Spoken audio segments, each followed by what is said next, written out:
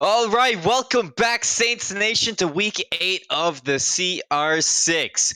Tonight, your hometown heroes will be battling against Eastern Michigan University, and the Saints have been on a little bit of a hot streak for Rainbow Six, showing no signs of slowing down either. I'm excited to see what they bring tonight. Casting will be myself, Colin Seymour Moore, and Braden Hyper Kehoe. Braden, how are you doing tonight? I'm doing fantastic. I'm a little ball of energy today, and I don't understand why, but this is going to be an amazing cast.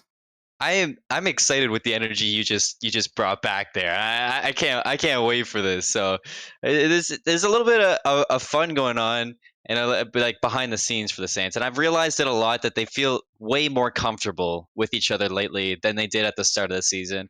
It's really showing because at the moment they're 2-0 in phase two. After I'm pretty sure the most dominating games of R6 I've ever seen. Like I think they're like they've won 40 maps with only dropping like 7 or 8, something Yeah, like that. They've won 40 rounds with only dropping 7 or 8. yeah. But but tonight And we're gonna be starting on Clubhouse for the first. So the into the ban phase, Braden. What do you want to see? I want to see a Maverick insta-ban. I hate Maverick on this map. He is just very, very well used if you know how to use him correctly. He can open up holes in the bottom garage. So you hold flanks. He can open up CCTV wall. He can open up patches. And actually, Habana is going to be banned. So we probably won't see the Maverick ban. Might see the Thatcher ban from St. Clair just because of that Habana ban. But that's one hard breach off the board. So that's one hard breach you don't really have to worry about. And it's actually like crazy to see because like they didn't ban Thatcher at all. Maverick is the second one banned for the operators on attack, so that means Thatcher's in play. So the Thermite will still have full use with the Thatcher on the board. So they took two hard breaches out, but at what cost? Because there's still a Thatcher Thermite that you can run on defense. I probably just want to see an Echo get banned out to lock in at first. So And that's what we're going to see. No Yokais are going to be on the board and possibly match it up with a Mira. I know usually we've been seeing other things banned such as a Valkyrie, but if they ban out the Mira, I know it keeps everything tight, but I'm 100% wrong. We're going to see Maestro get taken out of play. So that is 0 plant on the board at the moment for gadgets. yeah, and I want to see that IQ being heavily ran. Uh, these aren't bans that you always see in this type of level of siege. This is this, as you saw in chat, pro league bans. These are bans that you have to have a strat set up around, or else it's kind of useless. You only have one hard breach, which St. Clair kind of put themselves at a disadvantage at that point because they're on attack first.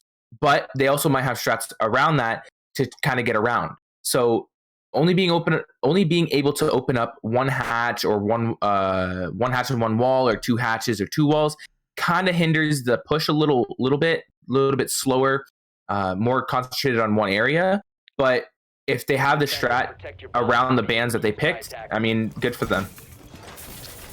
In the Pro League bans coming in tonight, you were saying, because usually we do see like a Thatcher Maverick, Echo Mira ban come out. Yeah, usually it's like meta bans basically. Yeah, but these right here, these are going to be a different set of bans. These are going to be the Pro League set of bans, and as we say that, we're going to see St. Clair all leave the game, and we're going to be heading right back into the lobby. Probably maybe as just an issue with setup. Curious. I don't understand why everybody lost. They didn't give any they didn't give any like warning for why they were leaving. Nothing Yeah, happened. I wasn't really paying attention to chat. Something could have popped up in chat, but I don't know. Maybe someone disconnected. That's all I can think about. Yeah. Maybe somebody disconnected and instead of talking it over, they just left. Yeah, you don't want to go into the first round of the game down on man. So we'll see how the reconnect kind of comes out. Yeah, but we talked about the bans, and we talked about like what's been happening behind the scenes for Saint Clair, but what are some kind of strategies you want to see Saint Clair or even you want to see Eastern Michigan bring in to break this composition that have been banned out? So what do you want to see played, and what do you want to see kind of strategically played out? So on the side of St. Clair, since they're on attack, we'll talk a little bit about that. They only have the thermite. So I want to see on this CCTV push, as you saw, they were trying to go there first. The CCTV push, I want to see thermite open up the CCTV wall and then rotate over to construction and put pressure on construction and open up that wall. Now that they have two lines of sight opened on both sites, they can go for a default plant anywhere and hold long angles. And at that point, it's just a free round if they hold their perspective angles. But on the side of Eastern Michigan, I want to see wall denial galore. I want to see mute, bandit, Cade. I just want to see everything to make them use their thatchers, make them use their utility, make them utility dump, make them pressured and have to do things they don't want to do, make them feel very uncomfortable, and it'll slow down the push a lot. I know, like I've been watching St. Clair play the past couple of matches, and they've played Clubhouse 3 weeks in a row, and they've just shown pure dominance every single time that they attack the CCTV room. One thing that teams aren't playing against St. Clair is a dock inside garage. And that's more of a new thing that I've seen come into play, but it's such a powerful operator to be holding his own inside of garage, because if he takes any damage, he can dip down, heal himself up, and repeat the angle, or get out and then heal up, and it's just another player back on the board with full health. So what I want to see on that defense is personally a dock inside of garage, making sure that it's a little bit harder for St. Clair to set up the kind of pinch the garage that we usually see them take, because that Hibana's off the board. I don't expect St. Clair to pick up Capitao now, because Capitao can't use his arrows through garage door into CCTV room. There's a potential that he might be able to still get played and set up on top of main balcony and shoot into CCTV room from there. But I like what you were bringing to the table, the strats that you were bringing. They do pick up the Capitao still, so I want to see them set up for that default, like you said. But on the side of Eastern Michigan, I do want to see somebody inside garage with heavy kind of like solo play potential. Yeah, and I like to see the dock inside garage a lot because the ACOG is so much easier to play than the holographic reflex, red dot, anything like that. So the ACOG is just a really, really good solo garage hold. You can hold it with your life, and with dock, you have a little bit more than 2 lives, basically. You have 40 per stim, and then you just peek everything.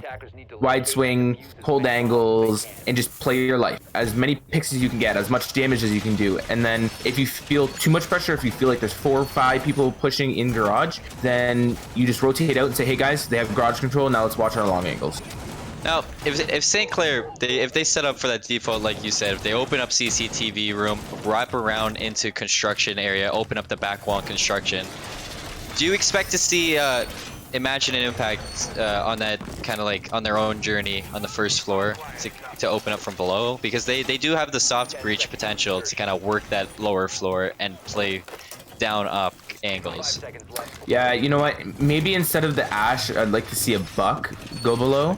But Ash does still have a little bit of hard breach potential. Buck just has a little bit more. So you probably will see the Ash Sophia combo below, trying to get any soft destruction done, cut out any default spots that anybody's going to sit, and just put a lot of pressure on both sides of the site and underneath.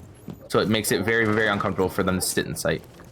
Yeah, and St. Clair's already setting up. You can see Imagine and Impact going to be working together. Probably going to take inside of stock room after St. Clair is set up respectively. There is a player set up just outside of garage door, and he's just going to be playing a little bit passive, make sure nobody's going to be running out onto the player sitting up top CCTV room wall. It's going to be the Thatcher and the Thermite working to get that open up. Imagine already putting shots in through stock. They have the door open, and they have a lot of presence down there.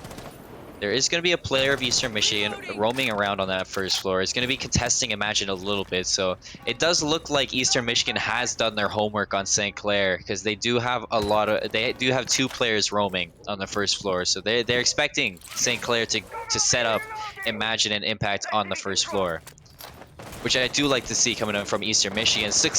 Almost successful bandit trick. He didn't actually get the thermite exothermic charge onto the wall, so it wasn't destroyed, but that was a really close call if you're St. Clair. And opening pick is for Rapid. Over on that Thatcher, he does pick up Young Turtle. And that's going to be the Dark out of play instantly. So only 1 life for him this time. Thermite going to be setting up his exothermic charge on CCTV room wall. Bandit there for the bandit trick. Does he get it off? No. And it's going to be CCTV room open. So St. Clair with a lot of presence and a lot of space picked up in this first round. 1:09 left.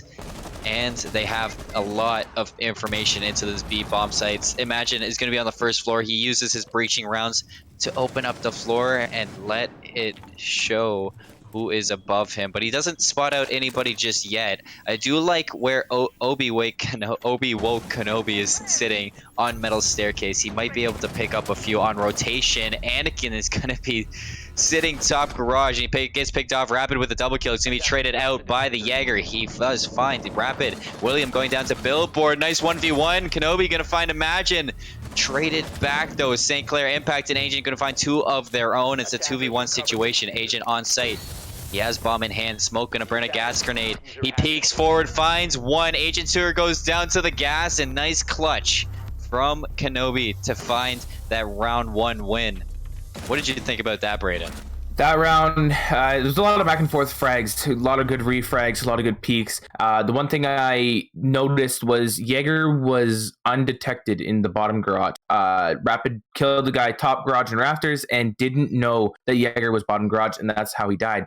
So a little bit more drone usage would be good on the side of St. Clair. But again, they only opened up the main wall, which is okay. You can still do a good push. They almost got it off. And just, I also like to point out, Imagine knocking down Bandit and Smoke, I believe it was, to 50 HP with each of her breaching rounds. So breaching rounds using for soft breach as well as 50 damage, but not able to pull it around. So good job on the side of Eastern Michigan, being able to hold their angles. Obi, the smoke grenade, getting that kill, as well as peeking the metal stairs with the SMG-11. Very good gun to be peeked. I don't know if you heard the audible confusion in my voice when I read Anakin Skywalker and Obi-Wan Kenobi, because I didn't take time to introduce these teams. So I'm going to take the time that we have in this prep phase to introduce Eastern Michigan. We got Billboard, Young Turtle, Obi-Wan Kenobi, Jukes, and Anakin Skywalker. Over on St. Clair, you have the usual Rapid, Agent Tour, Imagine, William, and Impact. At the moment, Eastern Michigan is up 1-0 on Clubhouse. We're heading to Basement. It's a little bit of a different meta that we usually see get played on Basement. And do you like what you see on this defense setup for Michigan right now, Braden? Yeah, the TC... I was going to say it's a weird Velcam, but the TCSGs, running 2 of them is really, really good because they just chunk damage. They're really, really good guns, and both have really good utility. One with explosive shields, one with hatch or wall denial with electric claw. So, and then you got the Valkyrie for intel, you got the smoke for plant denial, and the Jaeger for just your grenade, smoke, anything that kind of utility dump. So it's really good setup on the side of Eastern Michigan, and depending on where Goyo places his shields, that's a lot of slow pushing down certain angles. And I do like that it does look like Eastern Michigan has done their homework on St. Clair's. They're really playing basically the counters to the strengths of St. Clair right now, and I really like to see this matchup. It seems like it's going to be quite the show between these 2 teams, and I'm curious to see how St. Clair brings to break this one right now. They are setting up for a default kind of kitchen break. They don't really have anybody spread out any farther than that, except for they have to be aware of this one. I just noticed that Jukes, as we swap to him, he is on the top 2nd floor roaming around, and he's going to be a pain in the side of St. Clair if he's not found. Thermite is going to be going down. We're going to use the impact, and they do find the cancel on that exothermic charge with the thermite, or with the impact grenade. That's going to be the first exothermic charge. No value from it. It goes down. St. Clair, though, with a lot of angles around that open up. There's no K charge left on that hatch, so they don't have to worry about it. The impact grenade, I'm pretty sure, destroyed it. And St. Clair's, they're going to set up to clear this top floor finally. I'm curious to see if Imagine would find him. But I think he saw his shoulder, but didn't actually see his shoulder. It might have just been an angle through the wall that I saw. But if they can clear this player out, it'd be a big kill for St. Clair. But right now, we're down to 54 seconds, and St. Clair only just finding that player. Imagine going to connect with them. 5v4, 49 seconds left. St. Clair with not a lot to go for if they are them on attacking. They do have the hatch inside of Arsenal room open, but they do have Young Turtle here on the side of Eastern Michigan watching for this push from St. Clair to happen. He is going to be playing it slow. I do like these angles from Eastern Michigan. They are ready for this push from St. Clair. 4 players wrapped around this site on the basement. 20 seconds left. St. Clair really bringing it back to the wire. William going to open up with a kill on Billboard. 5v3. 15 seconds left. St. Clair going to be dropping in, looking for those kills. William going to go down now to Young Turtle. Agent Tour gets dropped and picked up. Triple kill from Eastern Michigan. All of a sudden, it's a 3v2 with 2 seconds left, and St. Clair Diffuser gets dropped. Young Turtle with the headshot. Defenders win round 2, stealing it away from St. Clair in that 3v5 clutch. I just want to point out that it looked like they 3-man dropped the hatch. It looked like they went in blind, basically. They just kind of dropped and said, you know what, let's go for the plant. But it didn't actually work out. He was just waiting underneath the hatch and ended up getting, I believe, 2 or 3 kills from it. And I believe it was Ash pushing down main stairs, wasn't able to get to Moto quick enough to get the frag on the smoke, so it kind of just went all downhill after the hatch drop. That round, it's just like, to me, it looks like they're missing like the drone phase. It just looks like they're not getting the information, St. Clair. So I want to see them kind of start to change that up on my side of that analysis. But what were you about to say? No, I was just gonna say, basically exactly what you were saying.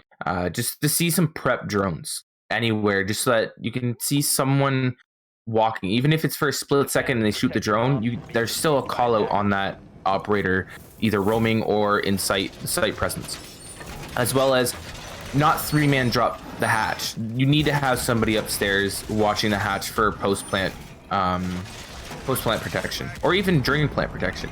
And so 3-man dropping wasn't the smart idea, but Eastern Michigan did play that very, very, very good, and just peeked the hatch after they heard one drop. So good on Eastern Michigan.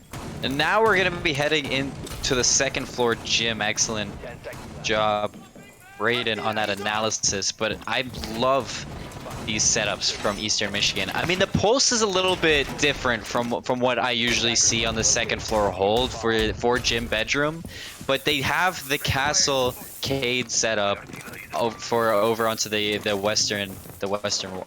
eastern wall. I'm pretty sure it's east wall. The jacuzzi wall. Jacuzzi wall. But now St. Clair, they're not changing anything up with their composition. So Eastern Michigan, they can just play around that. They know what St. Clair's gonna play. St. Clair not really, like, they're not the most flexible. They make it work with what they have. So I don't expect them to change too much out of their composition. But at the moment, Eastern Michigan, they're just playing around the weaknesses of St. Clair. They're going to be pushing from CCTV room wall. They have it open. The soft breach, going to clear that. And they're going to use one of Ash's breaching shards to open up construction room with the castle going down. Agent going to be opening up on Young Turtle. That's first blood for St. Clair. 3 rounds in a row. Will they be able to capitalize on that, though? Ash, that's going to be Imagine putting some shots into construction. They know there's a heavy presence from Eastern Michigan there. They're going to use some drones to be looking into there. Ash with the first flash follows up with all 3 of her flashbangs. William going to find Jukes. Imagine looks in there to find some kills, not finding any damage from his gunfire. All three players for Eastern Michigan still full health, playing on the defensive. William putting some shots through. Gonna burn one exothermic charge on the construction room wall. Imagine using a breaching charge opens up Jim. So both breaching charges are done for St. Clair. Billboard firing back with a shot of his own. Anakin gonna go down to William. Billboard with a double kill. Make it a triple kill. Make it a quad kill. As he pulls it back to a 1v2. St. Clair falling apart to Billboard's rifle. Rapid, the last player standing on the Thatcher, finds the first, makes it a 1v1, takes away from the ace of Billboard. Gets the diffuser in hand. He's going to be wrapping around. He's going to be playing it slowly. 56 seconds left. A lot of time to work with. Obi-Wan knows where Rapid is going to be playing from. Obi woke. And now he's just going to have to play it passively. He's going to burn one gas canister on the doorway. But he's still going to be playing it passive. Rapid doing the smart thing. He's going to rotate around, playing through the window. But Obi is ready for this. Rapid goes all the way over to the gym wall. Obi's going to hear that, but he's going to wrap back to gym. 27 seconds left. He wraps the bedroom. Will Rapid pull apart this 1v1 clutch that Obi could pull off again? He's 3-0. He's feeling himself. Rapid pushes in, pre-fires, not connecting with anything. Obi returns to his corner, pulls out his shotgun, pushes in. Rapid taking some damage, not too much, pulls out the pistol. Rapid wins the 1v1. St. Clair takes their first round win, but that was a close one. Eastern Michigan making St. Clair sweat. Couple of things I'd like to point out about that round. Jaeger on the flank. There was no drone. There was no Claymore. There was we're not running a Nomad, or sorry, St. Clair's not running a Nomad. So there's no really flank denial. There's no drones, Claymores, Nomad, literally anything at that point. And so Billboard was able just to come up behind them, get a quick 4K, run away, almost get the ace, but Rapid shutting him down, and then doing what he does best, pulling out the round in a clutch in a 1v2. And you know his heart has to be pumping. Definitely in that 1v1, but props to Billboard for that 4-piece. Almost getting the ace, but shut down by Rapid. Eastern Michigan really putting St. Clair through the hoops for this game. It's going to be 1-2 as we head back to CCTV room. And, you know, we were talking about the information that St. Clair had. It's been a couple rounds in a row that they haven't been paying attention to this Jaeger on their drones. They haven't found the Jaeger at all, and the Jaeger's been just a surprise to them. Yeah, so, it feels like they just haven't adapted to the play style, I guess you can say. Yeah, so do you expect them to change up into this round that play, because it's a pretty important thing to get the drones down on CCTV room. We kind of forgot to mention that on the first analysis, but yeah, now I do expect St. Clair to kind of pick this up. But this, if he goes for it, nobody's gonna spawn there. So luckily for St. Clair. Oh, there is someone. There is? Yes. Oh, is he gonna peek that? He does spot the gun. He's gonna put some shots down. Imagine going down onto the ash early. Excellent peek by Young Turtle on that dock to find the spawn kill. Kind of karma, I guess you'd say, for Imagine, as it's usually him that does the spawn killing. Yeah, and it's with Doc too. Yeah. So St. Clair, they're going to be down a player onto this push with 2 minutes and 24 seconds left. How do you want to see them adapt to this one? So they still have both their Claymores. So, and Agent Tour just taking a lot of damage, or not a lot of damage, taking a lot of shots, and just going to rotate off, say, you know what, I'm done peeking that. Let's just open the wall and get it done. So they're going to go for this wall. And I just want to see them open up this wall and hold the angles. That's all. Bandit's going to trick it. He's not going to trick it because it was via stun. So, good comms. There's a... Ooh. Bandit is down. Okay. So, Bandit down, Bandit dead, and one's on Raptors, just missing the shots, but the TCSG is such a high-powered gun. One bullet will knock him down to about 25 HP, and great Excellent calls. Play. Yeah, Excellent great pinch. Excellent play from St. Clair, but double kill for Young Turtles. He finds one. He finds a triple kill. pulling himself back into this game. 2v3 Rapid and Impact. They know where Rapid is. He picked off the player in Raptors. So now there's a nice little support coming out from Young Turtle as he heads to the Raptors himself. He's set up for an ace.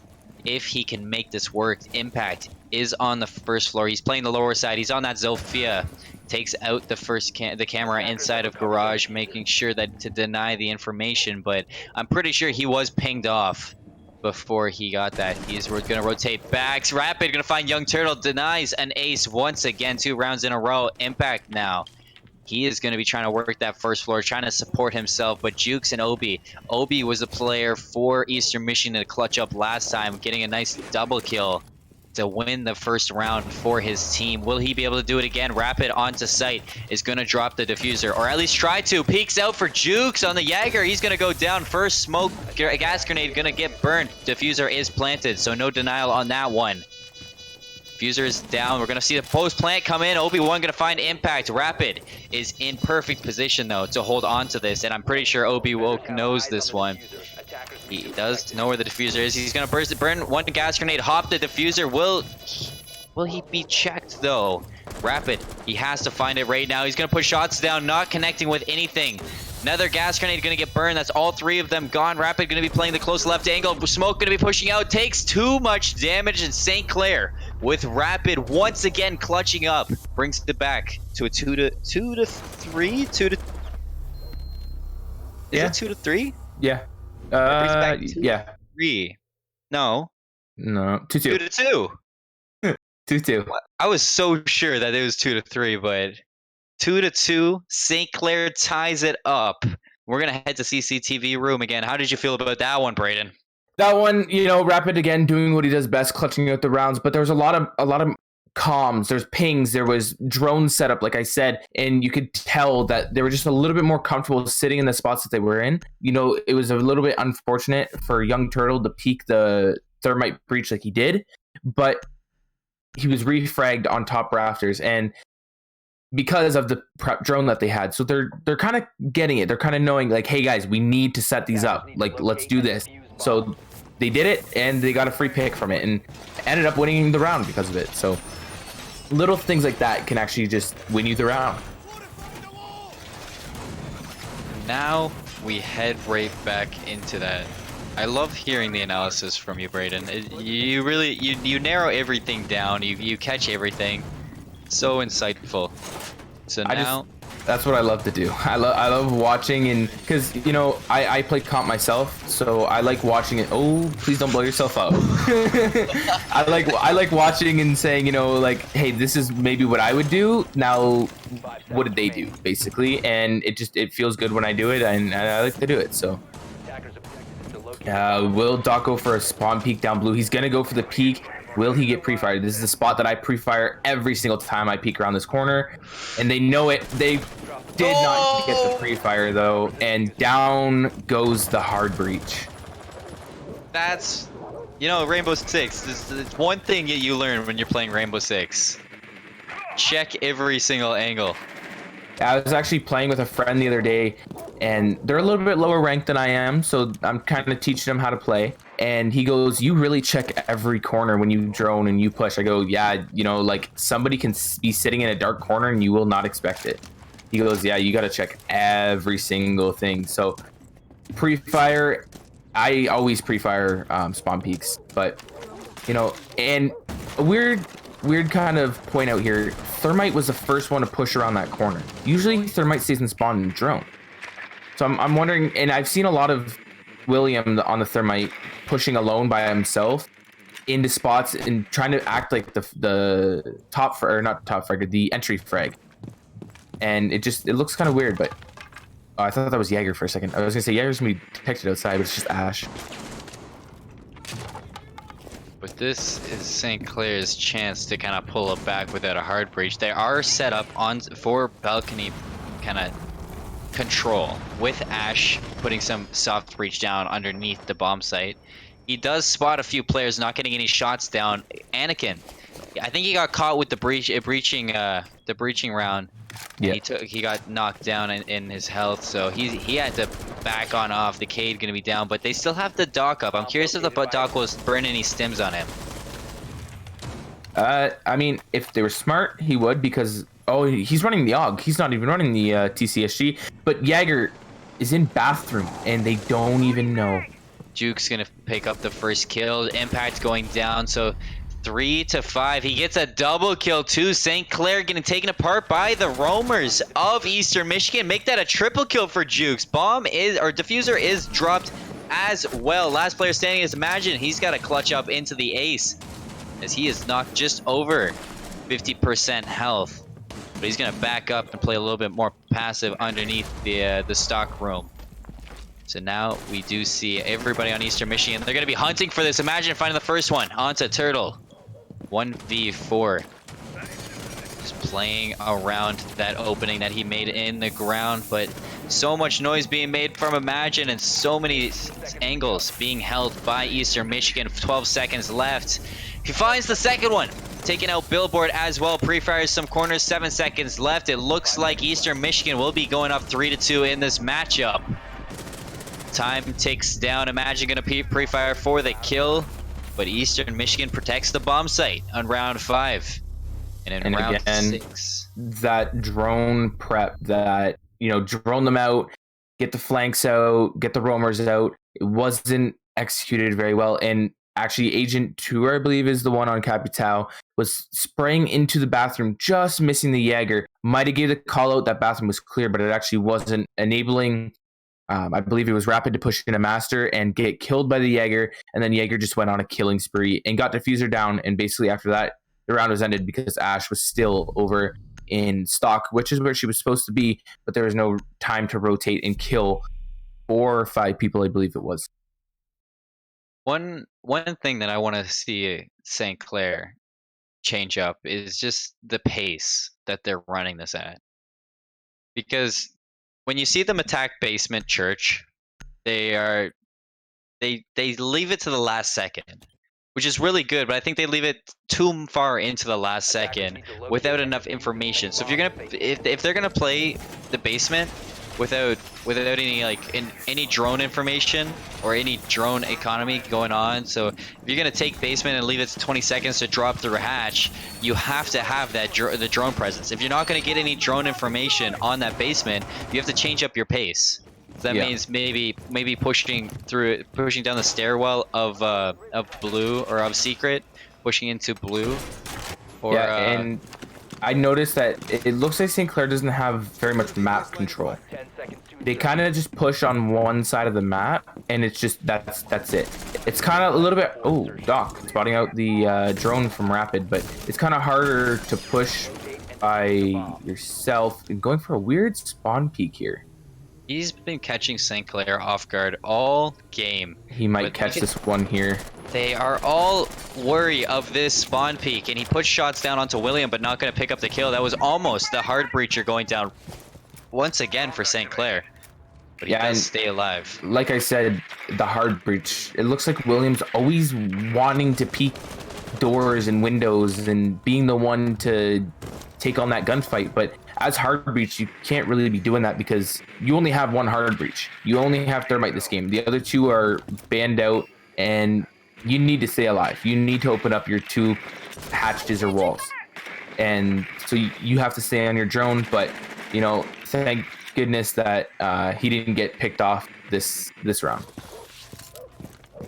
Now with that character with Williams still being alive, St. Clair, they're slowed down completely. They're clearing every single angle. 2 minutes is on the board. They haven't spotted the player roaming around upstairs, so they have to make sure that they clear him out. And if not, it's just another chance for Eastern Michigan to deny anything before St. Clair reaches the bomb site again. They are going to use one exothermic charge. It's going to be denied though. They tried to Thatcher it off, but does go off without it. We're gonna see a nice kill from Eastern Michigan from Young Turtle. I think that was a collateral. Yeah, it was a 2-piece, and Agent Tour iron sights on IQ. That is something I haven't seen in forever. I don't think I've ever seen iron sights on anybody except for Nomad and Bandit, because their iron sights are the best iron sights in the game. I actually don't think I've ever seen iron sights at all, but we do see Young Turtle finding a triple kill now. Just raining terror on St. Clair still. 10 and 4.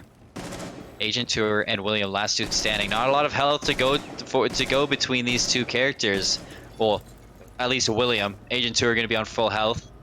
Young Turtle is low, not going to have any stim shots. William going down to Anakin with that shotgun. Agent Tour and the Iron Sight's not going to be doing too well. Flawless round for Eastern Michigan. 4-2 on Clubhouse. St. Clair, they just look distraught at this moment. They look like they're not following through with the way they usually do. Yeah, it looks like they're kind of confused on what they're doing, but this map is tended to be a defensive sided map, so going 4-2 on the swap isn't too bad, but it still puts a little bit of pressure. You can only really lose 1, maybe 2 if you want to go into overtime, so it's going to really hurt to pick up that lead again.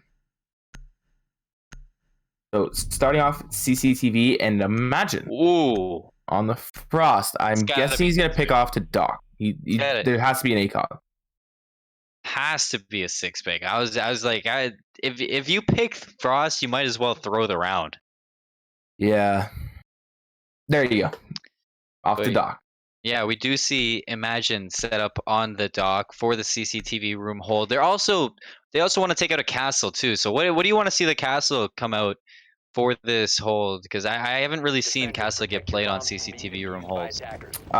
So I've seen a little bit of it. I've revamped my own kind of thing for when I play in ranked. I put it, one castle on the CCTV window, one castle on blue door, as well as one castle on main door, and then one castle on bar door, where the bar is, just to hold off any flanks that come from bar.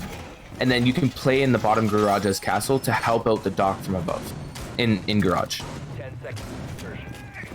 He's making his shotgun holds so that Doc can help him a little bit, and they're gonna place the castle on the blue door instead of the bar door, and then I'm guessing the castle on this door as well.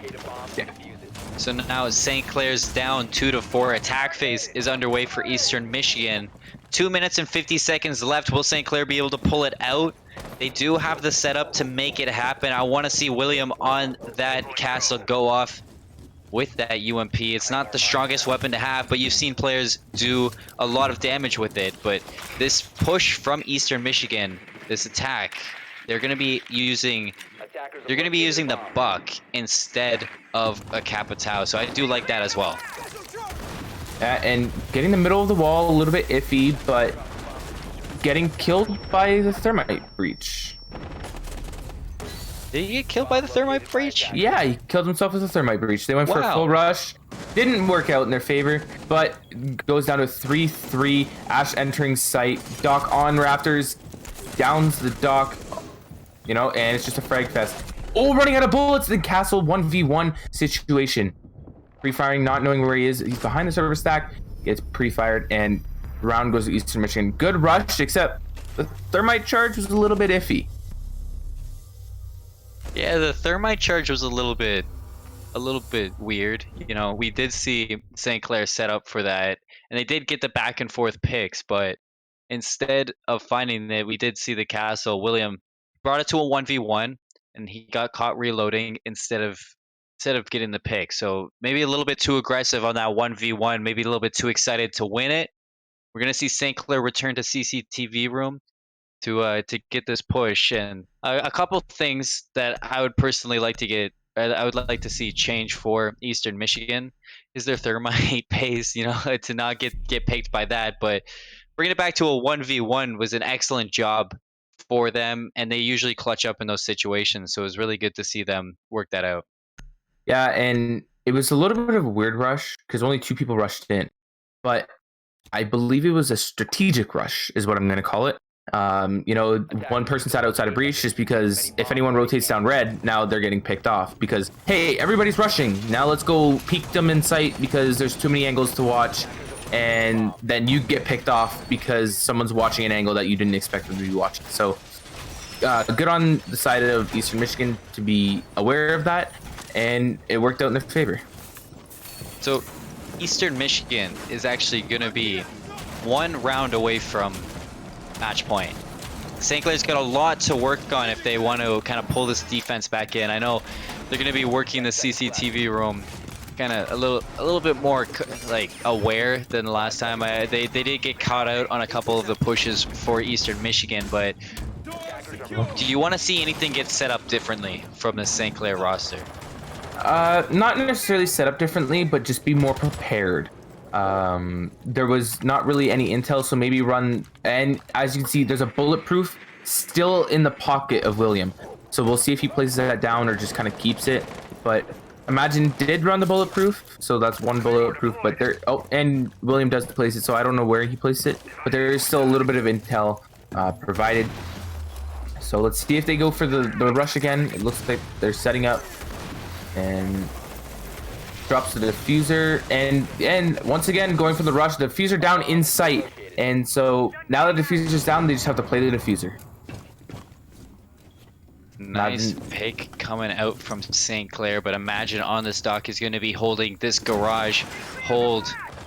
We do see that the wall is open. Imagine going to get a few shots off, not connecting with any. He's going to actually take too much damage. He does have the stim pistols up. He's going to use them to heal himself back up. Maybe to full. He is going to use that second one, puts him over stims himself, but just to get him to full health. Obi on that buck is going to open up the wall with the skeleton keys for that rotation into construction. So construction is opened up. I do like how St. Clair is kind of pulling back their players, kind of bringing it back onto the bomb sites, as they do have the man advantage. 1 minute and 30 seconds left. Obi is inside construction. Billboard going to find the opening, pick back onto Imagine. Makes it a 4v4. And there's a lot of information to be gained from Obi on this one, but this could be dangerous. Juke's gonna find the kill onto Rapid, flanking around through. Double kill from Billboard on site is gonna pull it back. William does find the trade, but Eastern Michigan overwhelms him. Puts themselves onto match point after winning round 8. Excellent job done by them to pick apart the St. Clair roster. Yeah, and Ash watching the flank, making sure that Buck can sit comfortably inside of construction. And, you know, Ash is usually an entry fragger, but she can also be used for her gun on flank watch, on long angles. Whatever you need her to do, she's one of those operators that can do it. Soft breach, except for hard breach. Hard breach is the only thing she can't do. But you have your certain operators for that. And, oh, I was going to say they're not actually running a hard breach this round, but they do switch off to the summer. And a little bit weird. I'd like to see a Legion instead of a Vigil. Just for blue. Like the blue presence. So if there's any pushing down blue, it slows them down a bit, because it feels like this team's a little bit more of a fast pace. Let's get in sight, you know, and they're bringing the Lion. So it feels like this site might be a rush as well. Maybe a rush down, especially with the Lion. You know, you turn on your E1D, and then as soon as it's pinging, everybody just rushes in around that, because St. Clair, they're immobilized at that point. You can't move or else you get pinged out. So I do like that pick up from Lion. It does suit the playstyle of Eastern Michigan very well in this attack phase. But you're talking about you'd rather see the Legion get played instead of the Vigil. Yeah. Just because any rushes, this team's a really fast pace. You just got to slow them down. I do also like the Vigil pick. I know it's like I know what Legion can bring and everything, but St. Clair, they need to set up that roam presence for the basement hold. If they're going to be collapsed on by this Eastern Michigan at such a fast pace, I'd rather see St. Clair pull out a roamer. So I really like this Vigil play. I hope if Imagine can work around that top floor. If he is roaming, I didn't actually get to catch and see if he was or not. If he can work around that, I think it would really help out St. Clair. But you're talking about this fast push, and we do see Young Turtle with barely any health left, pushes in, finds the first pick onto William. He is dropped down. Diffuser is going to be dropped with him. And a little bit too fast if you are Eastern Michigan, because that's Diffuser dropped and a lot of information for St. Clair. Yeah, and all three players in blue, as well as a Buck, I believe, up top, and Lion getting Imagine on the pick. So Vigil was not roaming, and Impact very, very low HP. Throws the C4, almost gets the kill on Anakin Skywalker, but only half health to 25 health. Rapid peeking wide with the SMG-11, very low health, just getting the pick and Diffuser down again. And now in blues, the two left and one's pushing down Moto. I don't know if he was called out. He was called out, but does not get the picks off.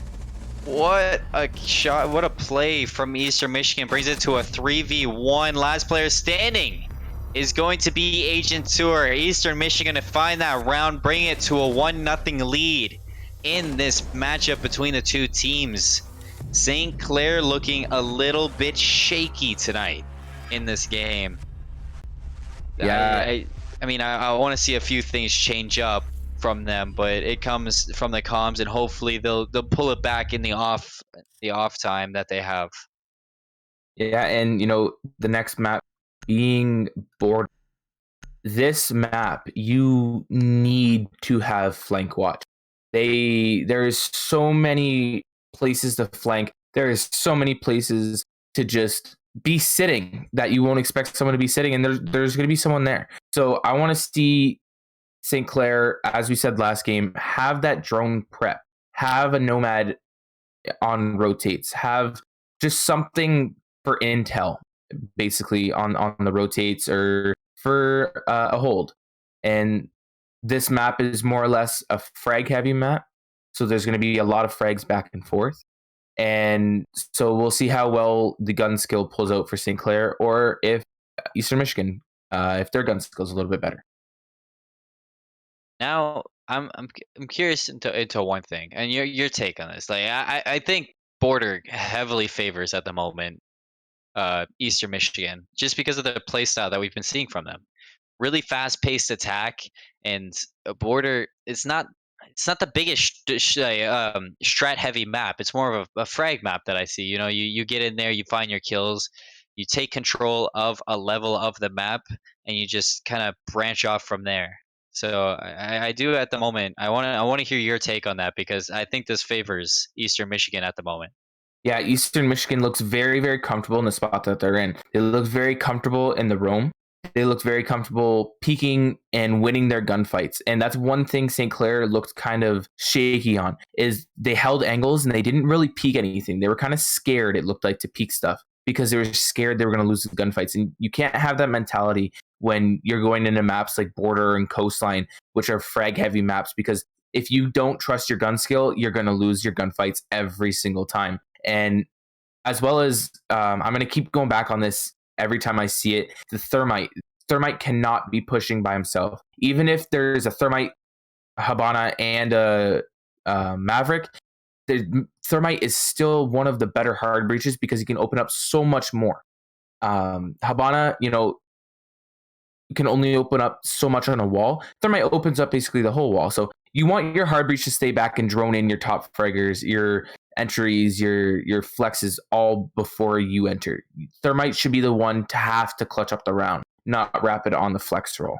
And excellent job, Braden. And as we have the next map coming into play, I know like Border, it's a little bit of a different map, but I'm curious what your take is on who we'll see getting banned out early on this team. Border, I expect to see maybe a Nomad ban I can see that.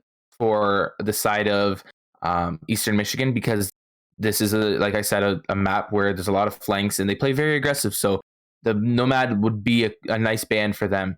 But I'd also probably see a Thatcher ban from the side of St. Clair, as well as their default, probably Echo Mira or Mira, just like the default, the Maestro Mira Echo kind of ban for defense. Um, for I think personally, could you see maybe even a? I know it's not too heavy, but no, I bet the Nomad would be better than a Blackbeard ban. yeah, Nomad, like, I mean, for the side of Eastern Michigan, I can see them banning out, but St. Clair needs that Nomad. They need to cut off the flanks because they play so. Eastern Michigan plays so aggressive on their flanks, on their peaks. They just swing everything, and it's a really good play style to have because people don't expect it. And if you know that you can win your gunfights and you trust yourself to win your gunfights, that's an amazing trait to have, and it just boosts your confidence and actually helps your aim. In a weird sense, it's kind of true. If you're Yeah. down on yourself one day, you're not going to aim right. Like it just things like that. St. Clair looked a little bit shaky on what they had, but Borders could be one of those maps that St. Clair pops off. They've done it before. They lost the map that they picked. I actually don't know if they picked Clubhouse this week, but they've lost Clubhouse before and they picked it, and they went to Border and destroyed on Border. So it can go either way. It just depends on who can win their gunfights, their one-on-ones, and who can watch flanks better, basically. And a little bit to touch into this Border game before we hop into it. St. Clair has played Border a total of 3 times this season, and they have won all 3 times. The past 2 times that we saw them on Border, they were pretty heavily favored on it too. They got 7-2 wins both times. So I'm excited to see how they can bounce back after that Border win, and how will Eastern Michigan follow up with that as well, because St. Clair was also in my eyes pretty favored on Clubhouse as well, as it was a really good game to go for them as well. But as we look at the highlights coming in, and as St. Clair is up 1-0, we'll be right back in just a few minutes.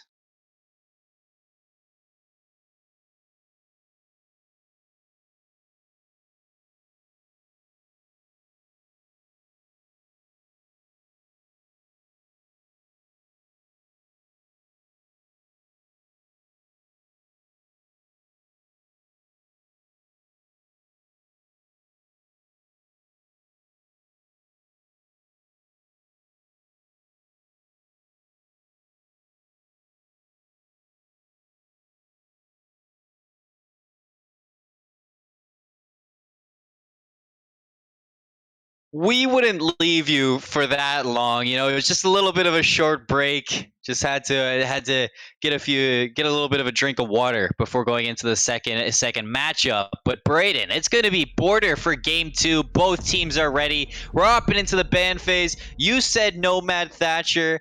I think Nomad Thatcher would be a good one. So let's see what they got. St. Clair's going to start off banning first. You want to see them take out the Thatcher on the side of St. Clair with first pick. Also, they're going to have the lead to kind of determine how this ban phase goes. So they do pick up the Thatcher as the first one getting banned out. You see that quite a bit of time, so that means the EMPs aren't going to be there for any hard breach to have an easy time getting around the electrification on the wall.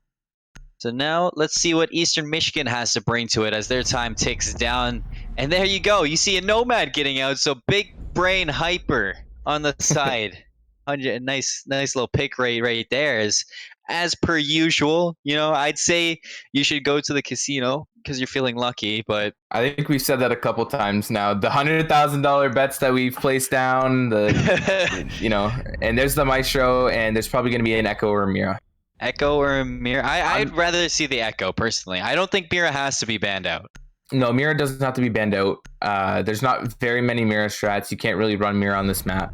So Echo's going to make it through. Eat my words. But I mean, like, either way, Mira's still a good ban, because when you go over to Armory, there's you don't have that Mira window to kind of peek outside onto the balconies, but yeah, so it's not a bad pick. Yeah, so the one thing I want to see both teams running is the IQ, but in that sense, Eastern Michigan iron sight, or without iron sight, with a sight on. Yes, yeah, exactly. But on the side of Eastern Michigan, they could feel so comfortable in winning their gunfights that they don't feel like they need the IQ. But on the side of St. Clair, they're not even going to run the Echo, which is kind of weird because Echo's a little bit broken. So I might have switched out the dock for the Echo because you still have the ACOG. It's still an MP5, but you have now cams instead of heals. So Yeah. So now, as we start up round 1, we are going to be heading to Armory Room offices right away for the first round. St. Clair, they were a little bit rusty on their defense for in the last map, but now's their time to bounce back and pull it back again, or right back into their favor. So if St. Clair, 7-2 loss your game 1. It's a long series in game 2. It's not over just yet. I want to see them get I just want to see them pull a few rounds out early to kind of bring their morale back up. yeah, and they're gonna actually try and, I call it a cade trick, but it's not actually tricking. You just place the cades in spots where they can't be hit by the IQ below or seen from a buck below. So that cade spot right there where Rapid was trying to hit, so hard. And whenever I see somebody actually like perfectly get it up there, it's a disgusting angle to have a cade charge at. yeah, and it's one of those things that it's a hit or miss. If you miss it, it's hard to get it back down. Now you're only running off 1 cade charge, and Rapid going down to 50 HP. I don't know if it was a spawn peek or someone just spraying through a door window. There's been a lot of times in the first game 1 where St. Clair or Eastern Michigan were taking a lot of damage early in the round. So it's continuing now into game 2, which is a little bit, if you're on St. Clair's side, it's just something you don't want to be seeing. William is going to have an angle open there, but he's caught out from behind from Eastern Michigan, and Billboard going to open up with the first pick into map 1. So first blood to Eastern Michigan off the back of Billboard. Rapid going to have a little bit of contention over on the side there. Takes a little bit of damage, but not too much. So he's still going to be staying up and strong on the Armory site. Thermite going to get his exothermic charge off. Rapid wisely backs off into the armor, back farther into the bomb site. But Michigan has a lot of space to work off of now and a lot to go for them. Anakin is going to be the lowest on the team, just below 50% health. And I want to see Impact open up with a refrag on this. He does have the angle to do so if Eastern Michigan gets it, but imagine going to get a refrag onto Obi. Rapid going to go down to Billboard. This is a double kill for Eastern Michigan, as Billboard has had a really good game 1, and it's transitioning into game 2 now. So that's dangerous if you're St. Clair, but it's really good if you're Eastern Michigan fan.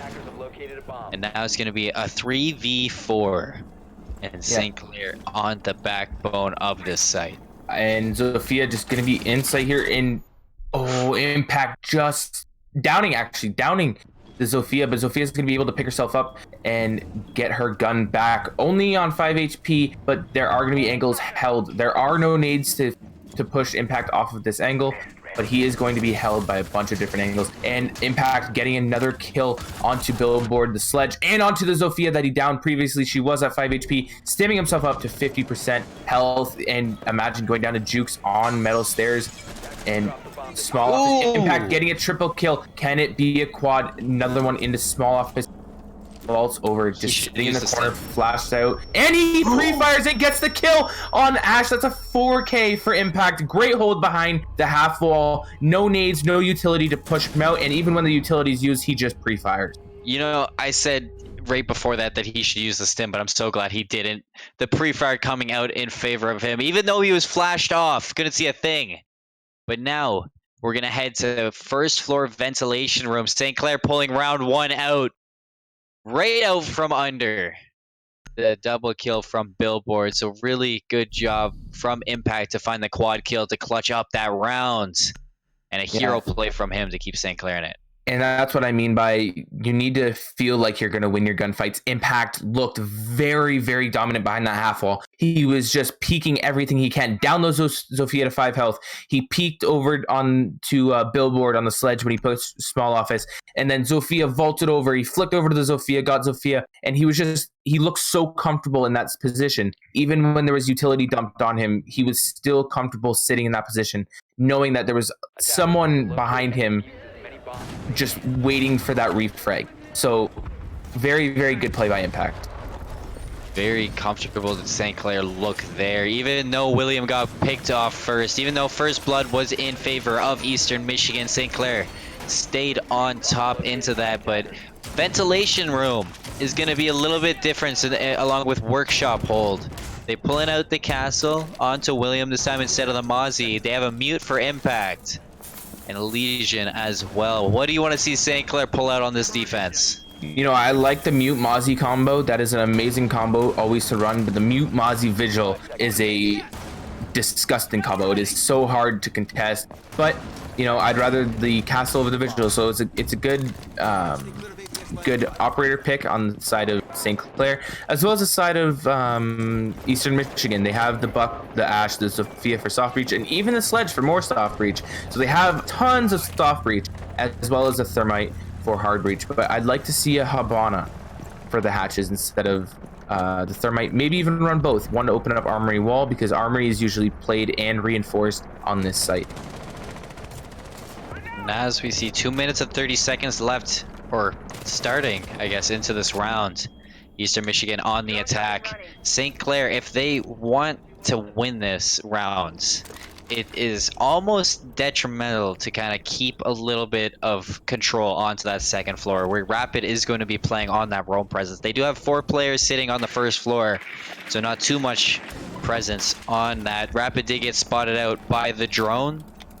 So now it's up to Eastern Michigan to clear that, as they're going to be starting their push. They're using the exothermic charge onto the second floor or on the first floor to push into that. Actually, was that the second? I'm pretty sure that was actually the second floor. So they used the first exothermic charge on the second floor to get closer to Rapid, to get more into the site. But I do like how St. Clair is playing this. Imagine with the off angle over into Customs. Might be able to catch off the player. He does find Billboard. Advantage to St. Clair, as they get the first blood into this. Minute 30 left after that. And we do see Eastern Michigan play a little bit quicker after that. They're getting their feet going. They're playing fast now. They want to find a refrag to pull this back. Rapid still comfortable on that second floor. Hasn't been pressured off just yet. Anakin going to be playing around the hatch in offices, trying to look for anything he can find. The closest player is going to be over into the bathrooms. Over into showers. Jukes is going to be have to be the one to push this. He pushes in, but there is the castle of William, and he has a shotgun in hand to find that kill. Jukes going to go down. 2 kills in favor of St. Clair. Make that 3 as Young Turtle is down. He's not fully out just yet. Imagine going to be pushing to find that. Anakin pulls back onto William, makes it a 4v3. Young Turtle still down, but imagine he's going to clear that, finding a double kill through the wall. 2v4 Obi and Anakin. If anybody is going to duo this one, why not make it the 2 named after Star Wars characters? Imagine going to find the first one, make that a headshot. 1v4. Anakin doesn't look like he has the high ground into this round. So now he's going to push it around bathrooms. Push into this bomb site. There is a bulletproof in bathroom that isn't being watched, but Impact knows he's in the bathroom because Legion Mine and Agent Tour getting the pick onto the rotate. That was quite the round from St. Clair. Excellent plays from Rapid to get spotted out on the drone, not get pressured too much, but still be a little bit of a nuisance, making sure that second floor isn't controlled by Eastern Michigan. I really liked where Imagine was set up onto that off angle in Customs. You don't really see too many off angles on Customs. It's more of just usually a rotation area. I see it's at least in the collegiate scene. But yeah, I liked Imagine's spot on that one. There are some off angles that can be held, but there's been times where there's been pushes through Customs, so it's a little bit harder to hold as a solo. But once the call out is made that they're 5-man or 4-man pushing upstairs, you can then rotate over to Customs and hold that angle and make sure that nobody really gets through Customs bathroom tellers area. And Castle playing in bathroom with that shotgun, yeah, it's not the best shotgun to be playing with, but it does the job close range. It is a shotgun. No matter what, it will either A, chunk damage, or B, get the kill. So getting at least 1 kill before getting picked off is essential in Siege. And Imagine, I believe, got 3, if I'm not mistaken.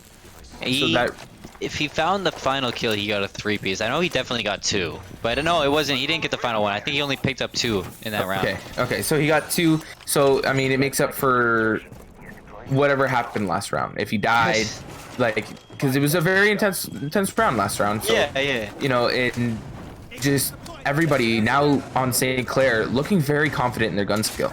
It's weird how certain maps change that mental state in your mind. It almost feels like day and night when it comes to the two maps that we've been seeing so far. St. Clair looks way better on border right now than they did on that clubhouse, and now we're gonna be heading to customs inspection. And honestly, I haven't really seen too many holds on this one on customs inspection.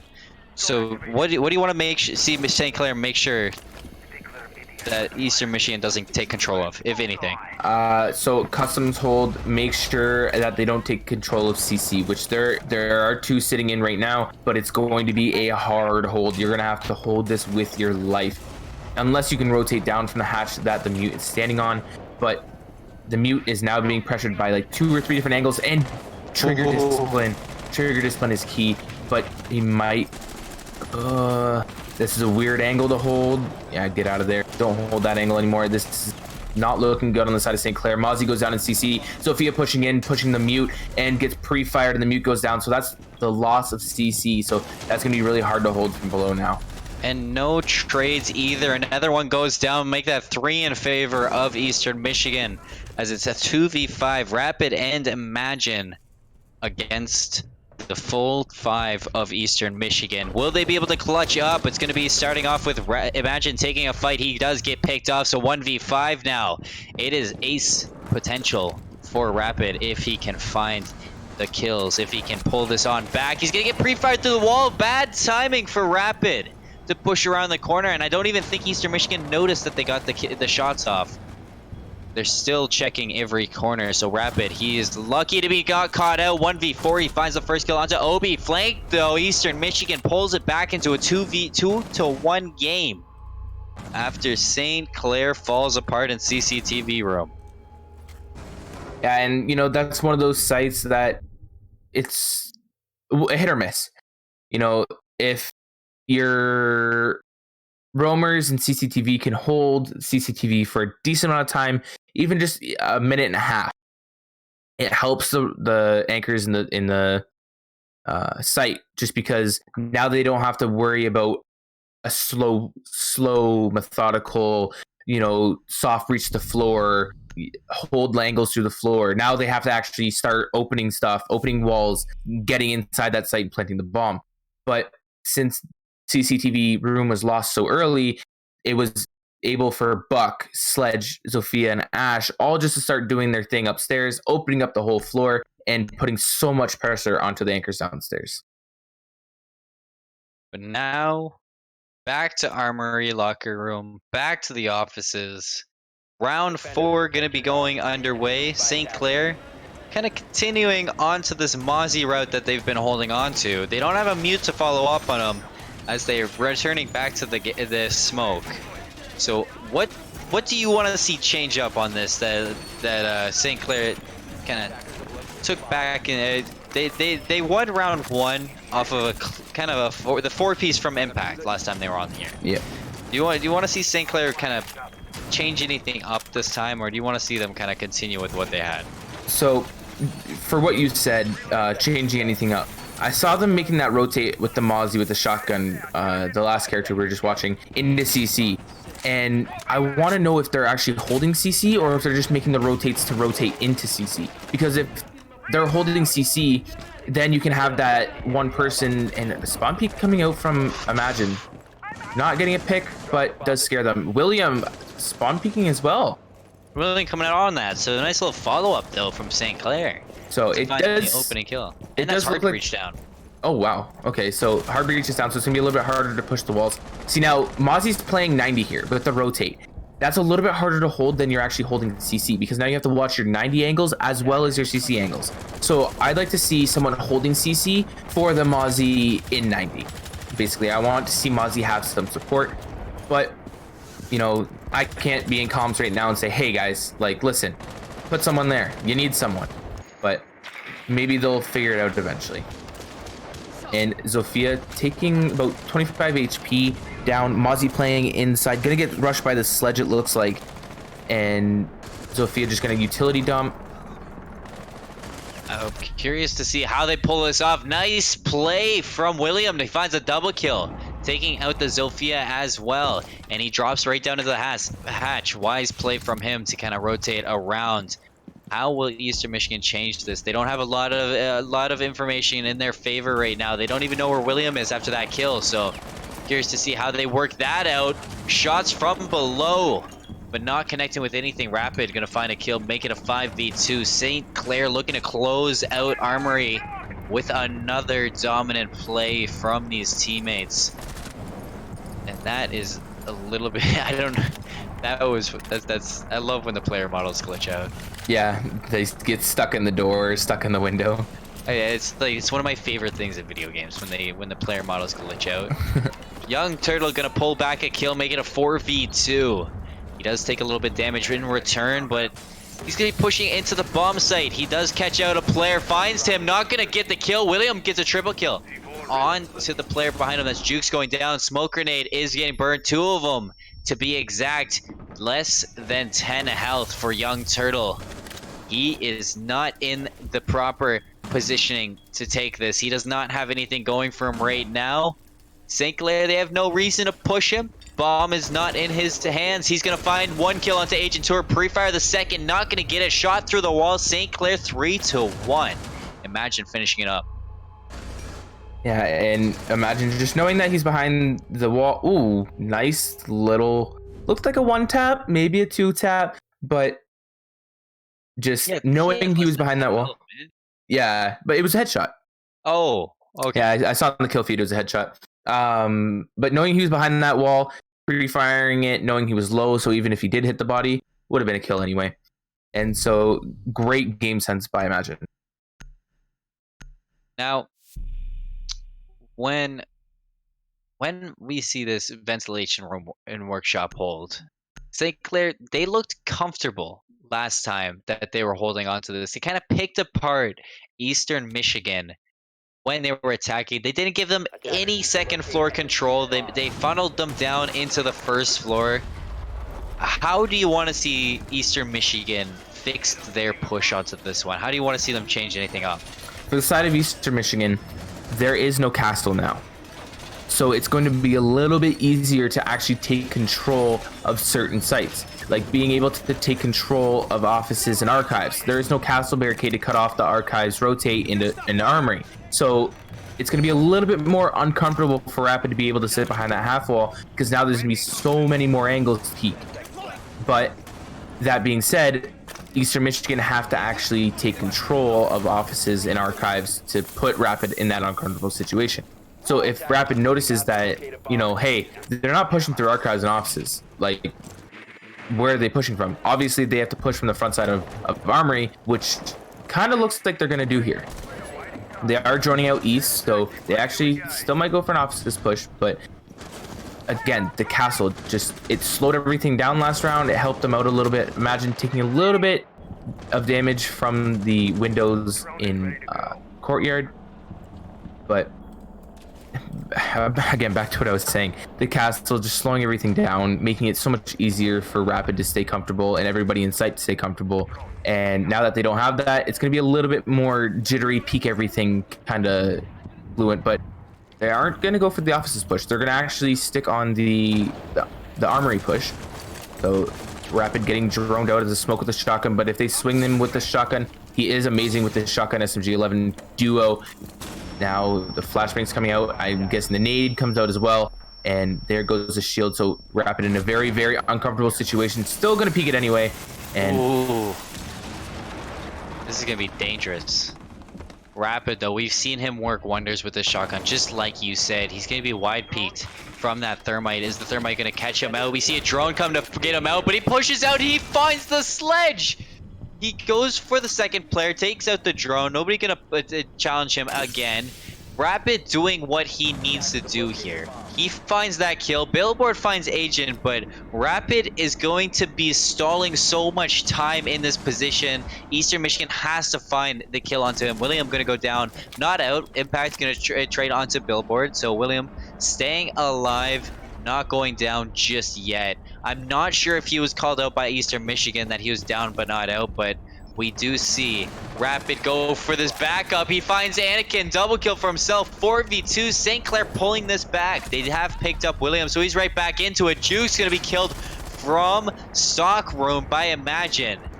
And last player standing is going to be Obi. He finds William, who is low on health. He looks for the run out. Nobody going to be challenging him onto St. Clair. And he has a mount to climb right here with only 40 seconds left. It's good enough amount of time to work with, but St. Clair heavily spread out across this map. A lot of good positions for them.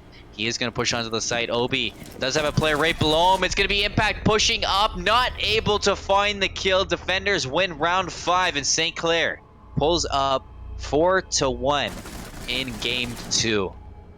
And I just love to see how passive they started playing at the end there. Rapid killed the planter, so now he knows I have diffuser in sight. Guys, listen, I have diffuser in sight. Play safe. I can hold it from above. They can't rotate up and get me. There's not enough time.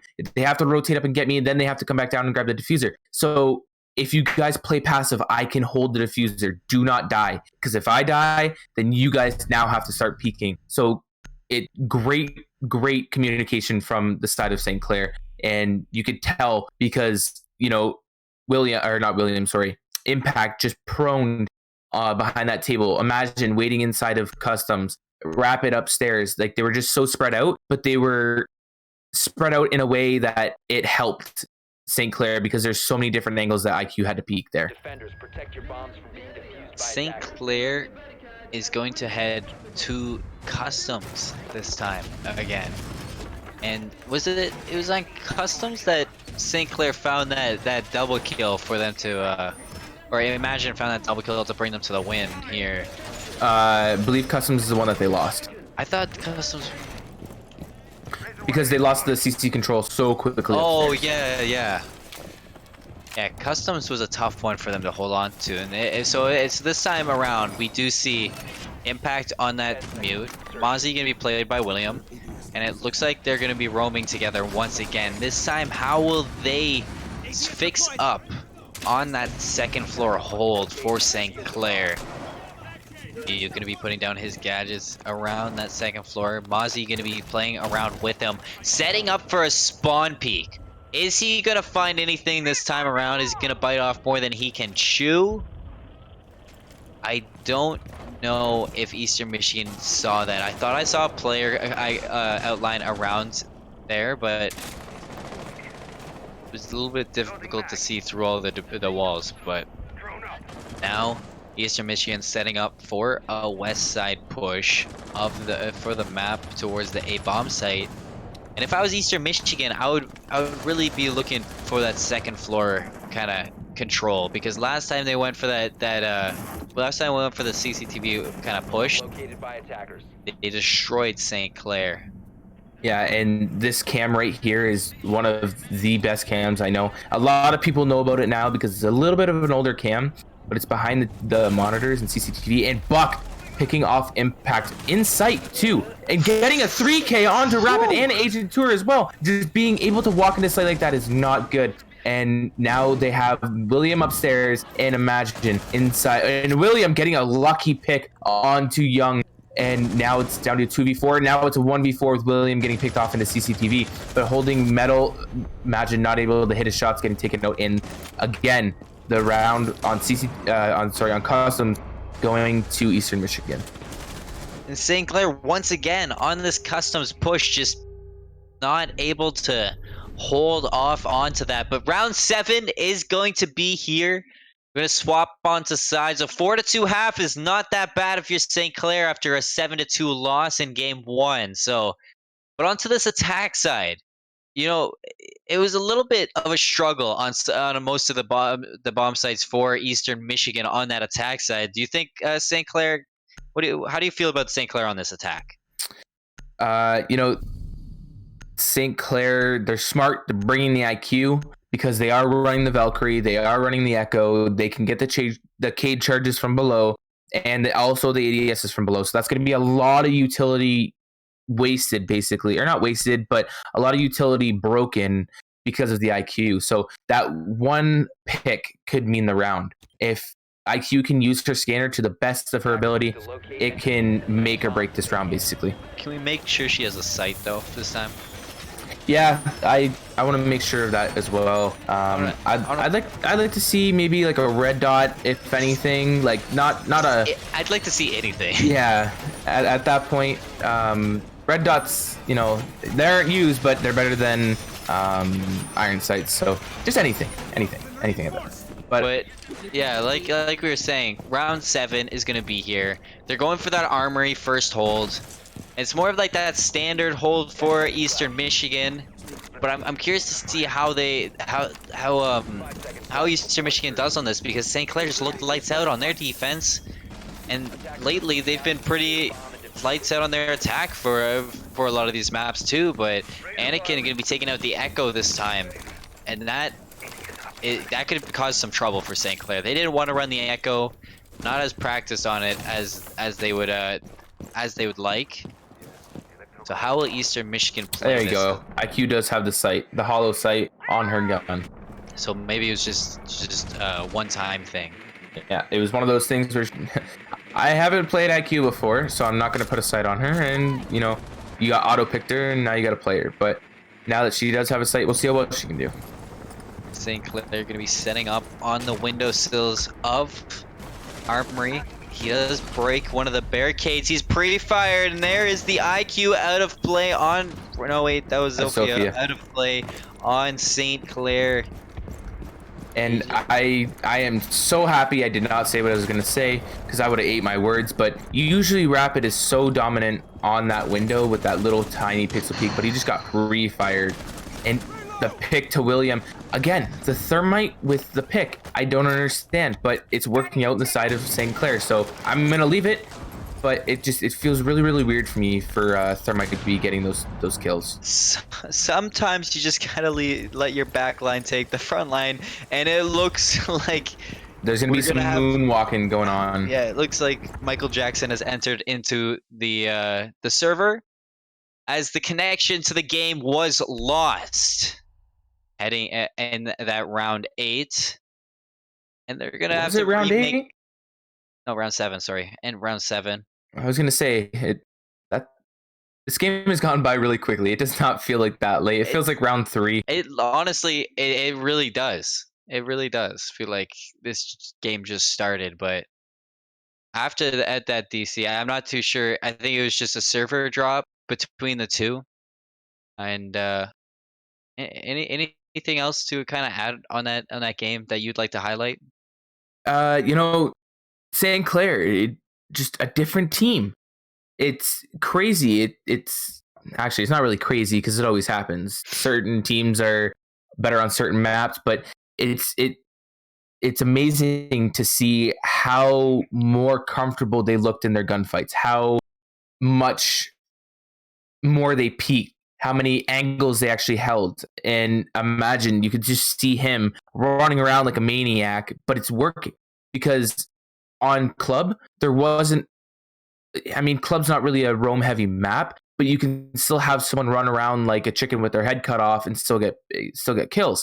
But on Border, that's what Imagine's doing, and they're not. And Eastern Michigan's not used to it. Eastern Michigan's used to the turtle on the site, wait for them to push. Turtle on the site, wait for them to push. And now that they're not doing that, it just throws everything off. And you could see in their pushes, it kind of slowed everything down. They weren't pushing so aggressively. They weren't entering the building within like 5 seconds. They weren't, you know, opening up angles to hold or just to run through. And I mean, the one round that Buck was in sight, that's a little bit different because I don't know what happened there. It might have been a good calm and, you know, get into sight. But other than that, it just, the way St. Clair's been playing has slowed down Eastern Michigan so much. And we'll see if it converts over to the attacks for St. Clair. Because if it does, then that means that we're going to map 3. And I want to see how well that St. Clair or Eastern Michigan does on, I believe it's Coastline for map 3, which is another frag heavy map. So basically, this is the warm up if there is a map 3. If whoever wins this is probably set to win map 3, because again, Coastline is one of the more frag heavy maps. You have to frag to be able to get into site and plant. Excellent analysis. As always, Braden. One thing that people often forget is that the pace of the game changing could mean the score of the game changing in your favor. So St. Clair really doing a good job at doing that one. But as we make the lobby back up and set everything back up, we are going to head to a little bit of a break. So everybody on the other side, I just want you to stay tuned, and we will be right back with some more CR6 Week 8 action.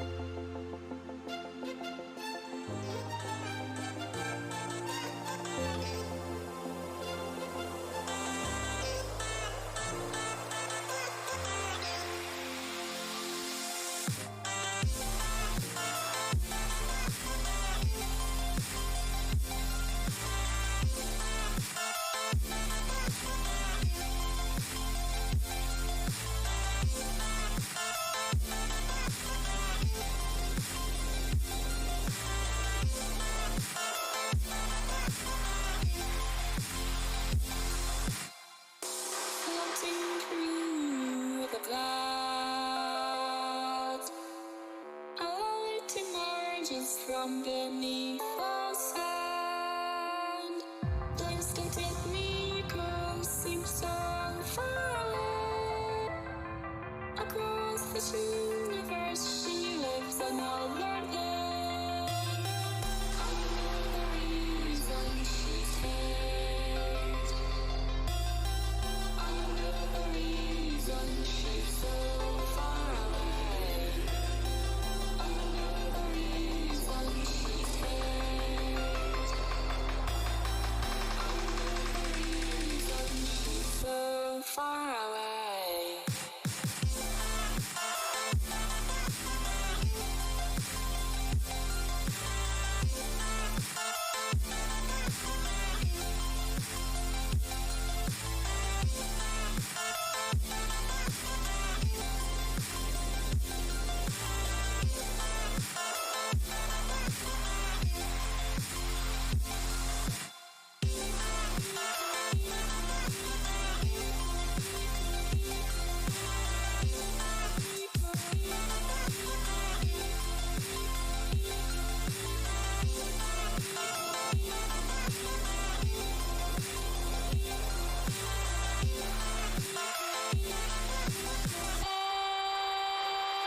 Nico, how can we run from everything we have done?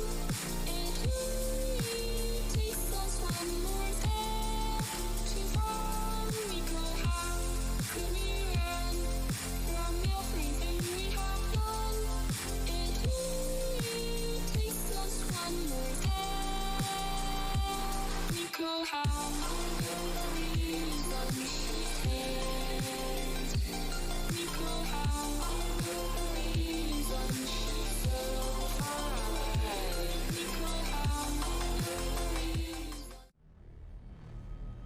Welcome back, ladies and gentlemen, as it was a little bit of a short break trying to get this back in and going. It will be round 7 starting up again, as it is a 4-2 win lead for St. Clair. They're going to be on attack now.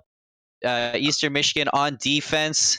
I just want to point something out, that this round is actually going to be a redo. So you have to play the same site and you have to play the same ops. So no switching around. So you're going to see the same composition for both sides and the same site being played. The only thing changing up to start this one off is there will be no picks in favor of St. Clair off the bat. So it's anybody's game once again for this first round in round 7. But how will these players tune or kind of chime in on their attack phase. We were talking about it on the break, Braden, but really comes down to their gunfights. You were saying, right? Yeah, and I have a weird feeling that Eastern Michigan is just going to play a lot of roam presence. There's going to be a lot of people off site and a lot of people rotating back quickly. They're going to play the game of retake site. They're going to play a game of cat and mouse, chase the attackers around and then lure them in, kind of run away, and just waste a lot of time that way. And them banning Nomad, I have a feeling that there's going to be a lot of runouts, a lot of rotates, and a lot of flanks to be watched. So this is going to be a big round for St. Clair to feel out Eastern Michigan, and there are messes up the belt cam, but he's going to be able to get it off. Will St. Clair be able to hear it? And the belt cam, I believe, landed on the floor. Yeah, so it's still going to be able to see a little bit, but not as much. And Agent Tour, that's his job to pick that up. So we'll see if IQ will be able to pick that up. We did last time see in favor, the first pick go in favor of St. Clair. He's not finding anything. First pick going on to Rapid. So first blood, Young Turtle taking out that Zofia player. St. Clair, though, they are inside of CCTV room fast. William going to be opening up with the first exothermic charge. Imagine taking a lot of damage from a run now. Young Turtle, though, gets dropped. Imagine gets dropped as well. Billboard finding a kill. 3v5. Another run out. No, that's just William. I'm wrong. I thought I was about to see something nutty pop off for Eastern Michigan. They were all just going for a run out. Shots through the wall for William. Not finding any damage. Player Young Turtle did get picked up, so St. Clair with nothing in their favor at the moment. We do have to see them. There you go. Oh, he's spent so long looking for this one camera, but we do see some shots going over towards him too from Billboard. He's looking for another kill, but St. Clair, they have to find a pick to pull this back. They have to find something. Impact might be caught out. No, that's just William looking through once again. I don't know what I am thinking onto here. I'm just expecting something insane to happen. Yeah, and now that IQ can still go below and get the Cade off the wall, so that thermite can thermite the wall. But it's a minute left in the round. It's gonna be hard to even just drone out. But there's no really presence downstairs. It all looks like Offices, Archives, Fountain that the presence is in. So thermite just gonna sees the peak hole, gets the pre-fire, and wins the gunfight. So Agent Tour down below, kill against Billiard in vents onto half wall. Nice kill from Agent Tour to bring it back to a 3v3. And looks like health is in favor of St. Clair. 30 seconds left. A nice 1v1. William gonna whiff his shots. Young Turtle gonna finish off with the Nitro Cell. Gonna peek in now is Impact. Will he be able to find the kill? Not just yet. He's checking the same corner, but nobody's there. We're gonna see another kill go in favor of Eastern Michigan. 1v3. 11 seconds left. Impact stuck in a corner. He's gonna burn a flashbang. Make that 2. Flashes himself through, takes some shots through the wall, pre-fires one angle, pre-fires the next, not gonna find anything, goes down. Eastern Michigan down 4-3 now. Yeah, and exactly what I expected. The Valkyrie to come out, and since Nomad's banned, they're gonna peek every single window, every single door, run around, peek everything, swing every door frame. And that's something that you have to expect when that Nomad's banned. When that Nomad's banned, it just gives them free roam of the map. Once she was implemented into the game, everybody's like, oh no, now we got to play scared. Now we got to make sure we can't get Nomaded. Make sure that there's no air jab there. Make sure that I can rotate. But now that she's banned, it just goes back to the basic siege. Run around. You don't have to worry about your flank being cut off unless there's a claymore, but you should be able to see that. And so it just lets Eastern Michigan play like they want to play. And that's how they're going to play, which is peaking everything. And it's working out in their favor. The quick pace that they wanted.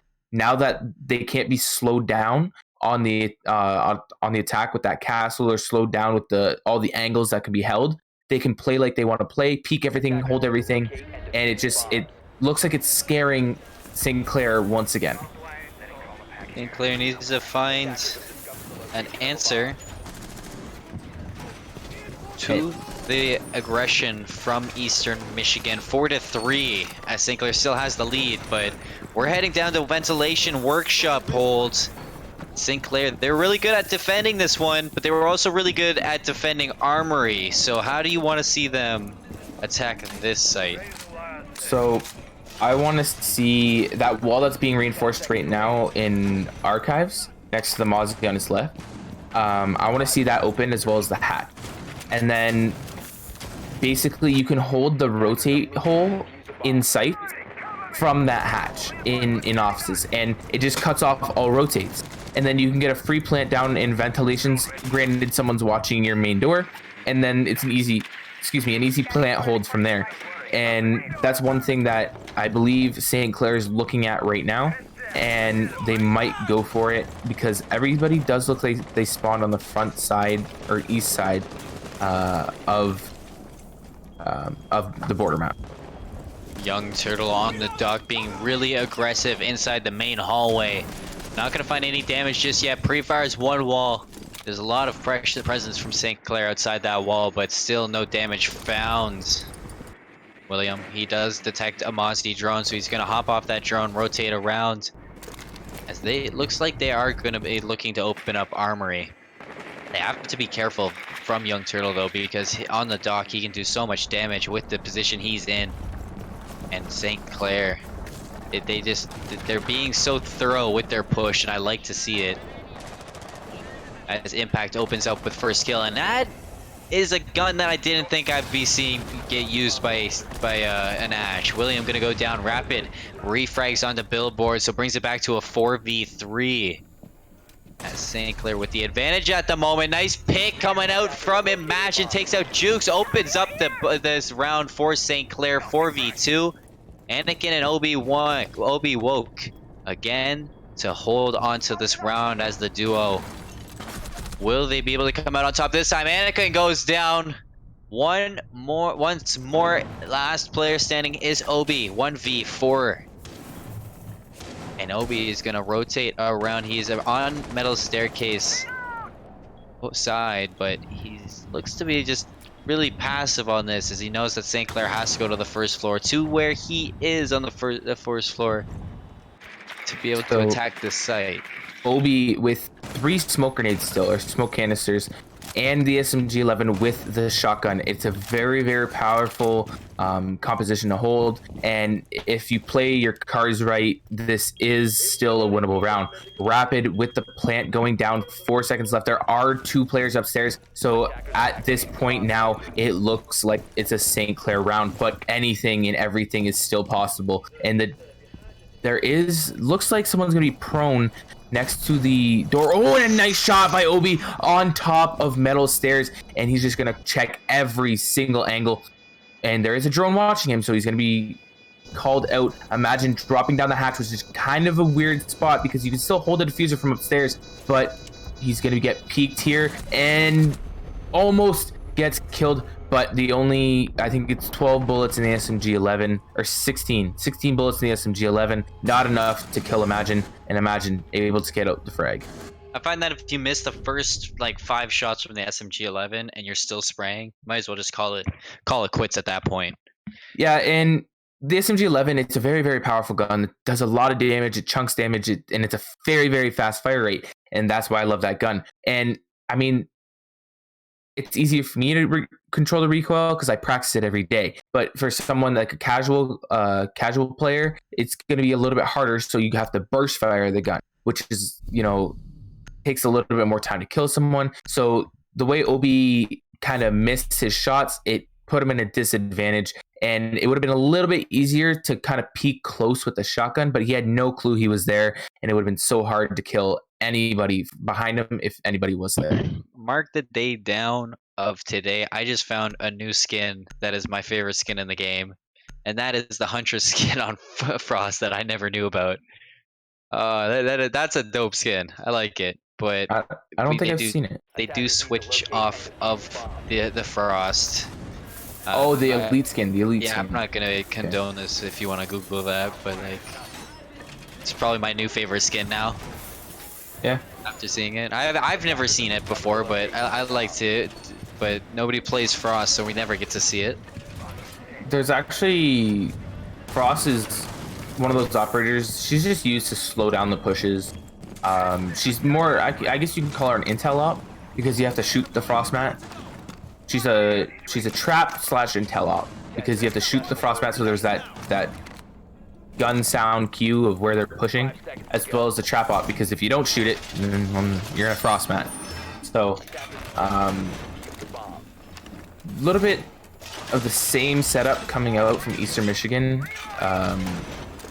Same setup as SEC in that sense, and there's a little bit more roam presence though. It looks like there's four upstairs. There's only one on site, so if they can rush backside and go into a bathroom and get workshop open, this is a free round for St. Clair because that's going to be a very, very, very, very, very hard retake on the side of Eastern Michigan. But like I said, they're going to have that heavy roam, and they're going to have the cat and mouse game. They're going to roam heavy, waste a lot of time, and just bait people into bullets that they don't want to be peeking, as well as the fact that they can retake site, and they've proven it before. Oh, That could have been dangerous for St. Clair. very, very But dangerous. luckily, they did. There was no shots into teammates this time. As you know what, that just popped into my head. The team kill average for St. Clair has been gone down in this season. Good to see. I haven't been thinking about that one too much. Yeah, we didn't have to pull out the team kill counter this semester. No, which is a good thing for St. Clair. Really good to see progress, if anything. Yeah. Now on this attack site, we do have to see St. Clair start to open up with something. 1:30 left, and not a whole lot of information. Young Turtle gonna find the first pick onto impact. First blood once again in favor of Eastern Michigan. How will St. Clair answer to this one? Looks like they're going for a CCTV room control. Another pick goes down. This time, it's Young Turtle finding Imagine. St. Clair having trouble dealing with this roam presence from Eastern Michigan as Young Turtle finds a triple kill. 2-5. 2 on 5. St. Clair has to rotate back around. They have Diffuser back in hand. 2v5, Rapid and Agent Tour. They do peek in. They find Young Turtle. Shut him down. 2v4 now. As it is going to be Diffuser in hand of Agent. He's backing back into farther into CCTV room. That was a drone getting caught out by Mozzie as well. So now there's a drone if you're Eastern Michigan to work with. But that player sitting behind there, that's going to be the Cade Billboard. He has to defend this spot now where we saw Impact destroy on, and Billboard pops out, does the damage he needs to, but he has the support from his teammates to follow up with any damage that was needed. We do see the Mozzie with the final kill, and Eastern Michigan sends us to round 10 with a 5-4 score line. How did you feel about that one, Braden? And I'm going to keep saying this over and over and over. It doesn't look like St. Clair knows how they're playing at this point. And I seen it from a mile away. Once Nomad was banned, I seen that they were going to have that 4-player upstairs, or maybe they can even put 5 players upstairs. And it looks like St. Clair is still even going to try and roam clear out. It doesn't look very, very coordinated on the side of St. Clair. If one thing that I would have called out was, hey guys, listen, one guy on site, he's inside of I believe he was inside events, and so, or server room, one of the two. But let's breach bathroom and get inside bathroom, and then we can plant in workshop and just hold bathroom. That's all we need to do. And so it's one of those things that, yeah, you need to flush out the roamers, but there's only one guy on site. Just don't let them retake site. And again, Eastern Michigan with a really, really well thought out plan, because St. Clair just not being able to push it. And Cade going down below, getting the Cade charge below. if or Thatcher's banned, so they're gonna have to actually go below and get that Cade charge off, which wastes a lot of time. And so, you go ahead. And now if you're St. Clair, you have to be worried about what to do once you're inside, because this presence from Eastern Michigan is just so spread out and so compact, and they feel so comfortable with doing so that St. Clair, it's just something that I guess they weren't ready for, is the amount of aggression from Eastern Michigan, but Eastern Michigan doing an excellent job of pulling it to them. So I personally I want to see those trades coming back. I want to see them drone all the corners that they can, and then stack up 2 players buddy system for St. Clair to clear this roam. Because if they can get a trade, if they can pull anything into the favor of them, and then it could give them a little bit more comfort. Or if you're not gonna clear the roam efficiently on St. Clair, you have to just go for the bomb site, because I think if anything, the way to counter aggression is just with aggression. Yeah, exactly.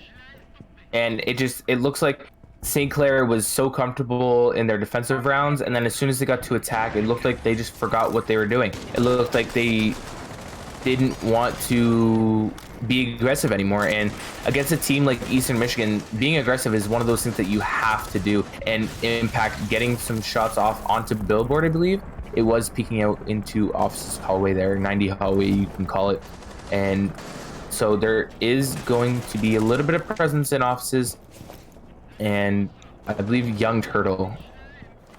And if we can recall back into round 1, this was a site that Eastern Michigan held so just comfortably, and their aggression was just so nice on this bomb site that St. Clair, they weren't able to get onto the site to do anything. So I'm curious to see how St. Clair will pull this back into their favor. They already have the health advantage, but Young Turtle stimmed up, overclocked past his maximum health bar. And St. Clair, they have to be aware of this. They have to be aware of this time. The archives hold from them. Young Turtle's going to open up with the first pick still, as St. Clair starts with the disadvantage now. 19 seconds left, and nobody is inside the building for St. Clair. This is not where you want to be if you're them. You do spot the player inside small room. Gas canister 1 getting burned. 4v4 as Imagine takes out Jukes. A lot of damage going in favor of St. Clair. Imagine finds a double kill. Anakin going down. He's on the flank. He's looking for Billboard. He does find Billboard. Finds the 4th as Imagine walks in and frags his team to match point. What a flick onto that last player. He cracked out. Yeah, you know, me and him were playing Valorant a little bit earlier today, and he goes, you know, I feel warm. I'm gonna do some nasty flicks today. So there you go. He showed it off. But St. Clair on match point with that crazy push by Imagine, just full sending into the site, getting 3 kills, I believe it was, and pushing his team to match point. Now they just have to do it one more time to be able to pull this map off. You know, Hyper, like, when in doubt, just run into point and shoot everything. Yeah, shoot the little boxes. You know, practice. You got to run around site and aim train while you're killing people. That's what I do in casual. I shoot boxes when I'm running around where I know people aren't, and then when I see people, I actually shoot them. So imagine clicking boxes as he's killing people. He just killed one. Hold on, I gotta aim train real quick. Oh, killed another. Hold on, huh?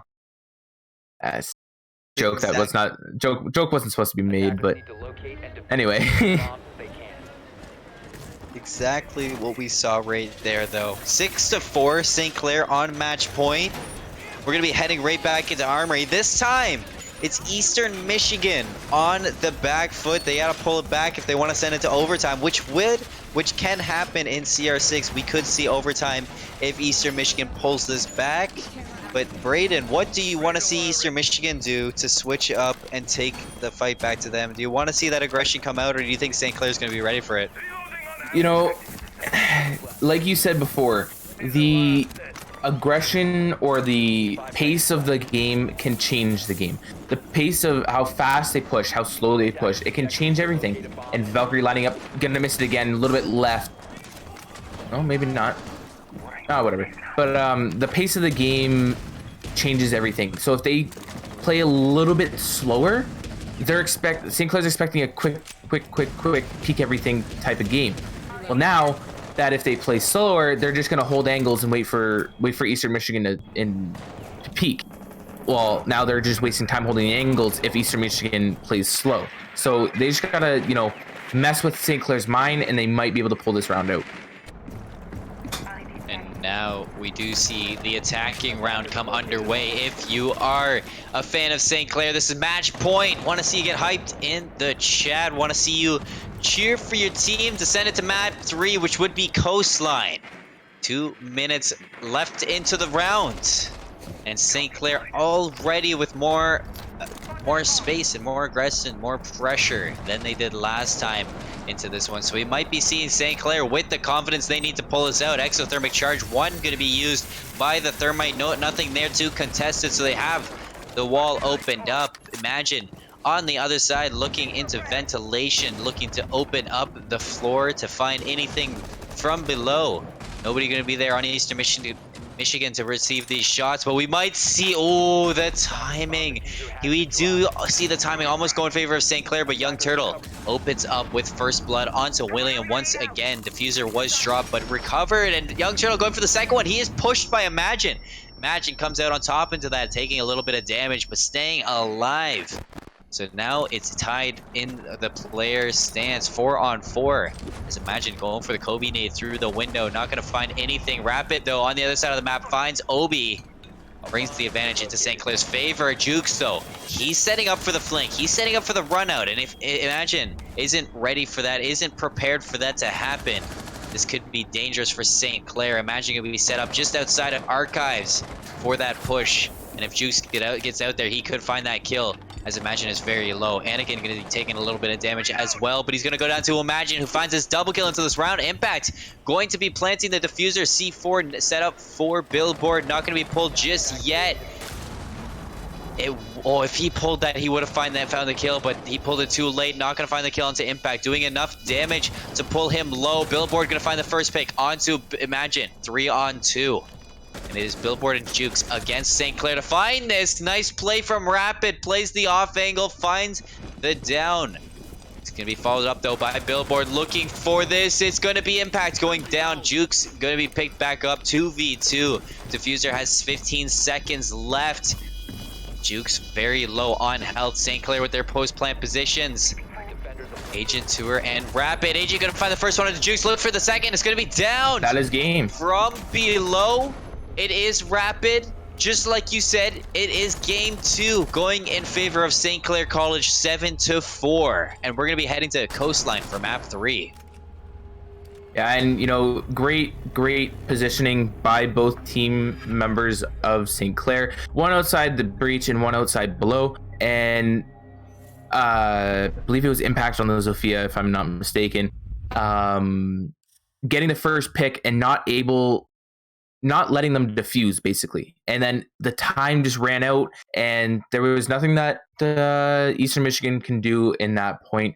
So St. Clair looking like a different team on border, being able to win their gunfights, looking a little bit more aggressive on their defensives. On their attacks, they looked a little bit shaky, but in the end, they did end up pulling it back, winning, I believe it was 3 rounds to take the game. So, just it looks like they're a little bit more dominant on frag heavy maps because they pushed like a team, they acted like a team, they had setups for flanks. Yeah, a couple times they got picked off by some stuff that could have been prevented, but that's Siege. It happens. You just got to pick yourself back up and say, hey, that wasn't my fault, or maybe it was, and we'll fix it next time. So great plays by St. Clair. Again, as well as Eastern Michigan, almost able to pull it back, but not in time. And now, right before map 3, it's going to be Coastline. After seeing how St. Clair played on that border map, on border, it was definitely more comfortable than Clubhouse. And Coastline is more of a map that it plays like border, but not essentially totally the same. So I'm excited to see what that is. Right before we hop into that, though, we're gonna roll the highlights and head to a quick break. So everybody on the other side of this channel, I would like you all to just stay tuned as we will be back for CR6 Week 8, St. Clair against Eastern Michigan.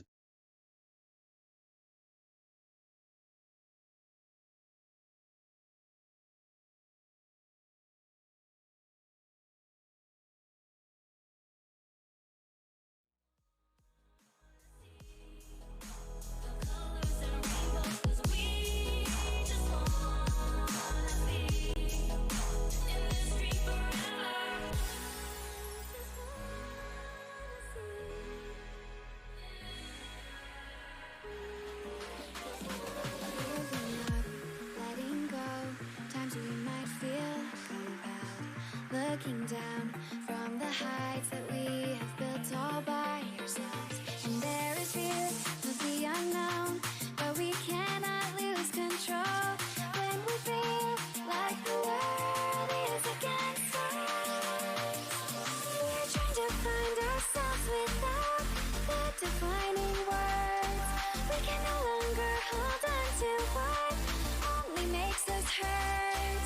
We cannot sink into the dark. The vertigo is getting sharp. There's something greater than ourselves that we must reach for.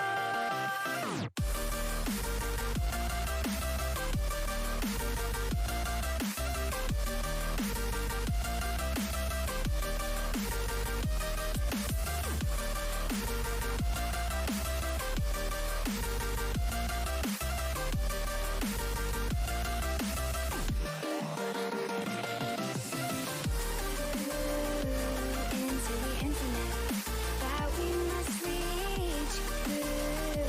Into the infinite that we must reach.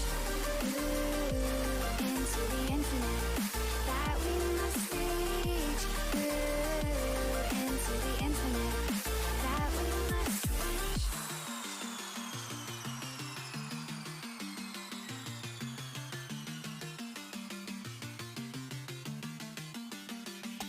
Now which way do we go is the question to ask.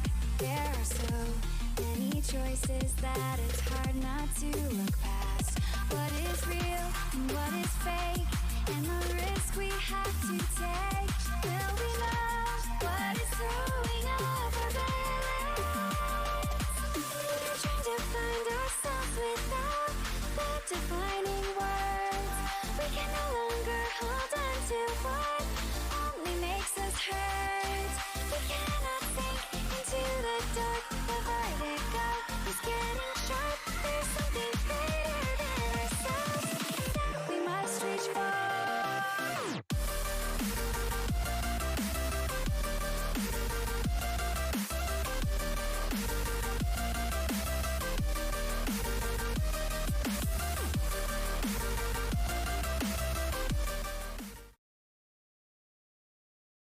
What is going on, ladies and gentlemen? Welcome back. And just before we hop into game 3, we are going to go over that game 2. Braden, how did you feel about that? Game 2, St. Clair looking like a dominant team, like they always have been on border, winning. I believe you said they won 3 prior, so winning their 4th straight on border. So, it's looking like border is their favorite map at this point. I thought club was, but now it's looking to be border. And so both teams looking very, very good. Score line was very, very, very close. And both teams knowing how to play against each other now. So Coastline going to be a very close game, I feel, and a very good game in that sense. Yeah, and I'm personally excited to see how they do this again. And I know with that Nomad pick coming on the ban phase for Eastern Michigan, it was a little bit it played into their favor at first, but St. Clair got around that. So do you expect to see a change up on the bans this time for Coastline? Coastline, I expect to see the default Mira Echo ban. for defense. For attack, I want to see maybe you know what? You'll probably see the Nomad ban, but there also might be a Buck ban. Now, Buck is one of those bans that it can be or it can't be. And if your team is okay with playing without the Buck, then that's good. That's perfect. You guys can ban Buck. But there's also still soft breach available, like Sophia, Ashe, etc. But Buck is more or less banned for top floor and bottom floor control. You don't have that shotgun, that skeleton key to breach the floor or breach the roof, to cut off rotates, to make defenders uncomfortable on where they're sitting, to watch even the diffuser from below. You can breach the radius of where you can actually diffuse from and just watch from below. And so Buck is a decent ban on this map because there's a lot of soft breach available. And thank you for that. It's actually awesome. I'm excited to see if they pull out Buck on this ban phase. But Eastern Michigan with the starting ban onto this one, we will see in just a second what they want to play. But like, it's not so much like we don't have to worry about the hard breachers getting banned out, because the coastline isn't a big hard breaching map unless you're playing the Hibana, setting up on top floor roof to kind of open up hookah. But we don't have to worry about that so much, because a lot of the strats don't rotate or kind of revolve around that play anymore. First off, we do see Nomad getting banned out once again on this map, seeing what St. Clair wants to follow up with. You're thinking a Buck ban, and with that Nomad pick, do you think that's going to change? Might change a little bit. It might be going back to that Thatcher just to get away from any Blackbeard. Actually, yes. I completely forgot Blackbeard was the thing. I'll be honest, I did too. I won't lie. I don't really see him played much, but on this map it's a really good ban because of all the windows, the rappels, the angles that can be held from the roof, and Valkyrie. Valkyrie's also a good ban. I think that was on the side of St. Clair, correct? Yes. I think it would be perfect if you match up a Valkyrie with an Echo ban on coastline, because it's such an wide open area outside, and it's just such a cam heavy map. But Echo, just for that standard, he's broken, get him out of the game. Yeah. Plant denial, whatever. You might see a Legion too. Legion's kind of a nuisance. He got a nerf, so you don't see too many Legion bans anymore, but he's still a nuisance. You still hit a Legion mine. You still Mira. Yeah. So Echo's still in play. How many times is that gonna happen? You know, maybe it's just the world telling us not to go bet at the casino because it's self quarantine. Exactly. But there's always betting online. Always betting online. So it's telling us not to go out and bet, but bet a little bit less at the online casino. Yeah, there you go. There. It's like that 50% chance. You're 50% right. So do what you want. Exactly. Like there's still that that's still that comfort of you can do whatever you want, but I suggest you don't. Yeah, exactly. But now Coastline Round 1 is going to be underway, and we're done talking about betting because the teams have been locked in. If anybody is just tuning into this stream, we are in Game 3, CR6 Week 8, St. Clair College against Eastern Michigan University, tied 1-1. And it is going to be on the side of Eastern Michigan, Billboard, Obi-Wan Kenobi, Anakin Skywalker, Jukes, and Defenders, protect your bomb. Young Turtle. And on the side of St. Clair, you have Rapid, Impact, Imagine, William, and Agent Tour. Once again, it is myself, Colin Seymour, more commentating alongside Braden, Hyper, Kehoe, as we are hopping into round 1. My name can be said many different ways. It's alright. I've heard Kaho or Keho. There's so many different names, or even for Braden, there's Brandon, Braden, Brady, Braxton. There's so many different. You've been called Braxton? Yeah, I've been called Braxton. I've been called Braxton. Yep. I've been called Brampton before. Yep. I've been called many different names. It's all the same, but Hyper works.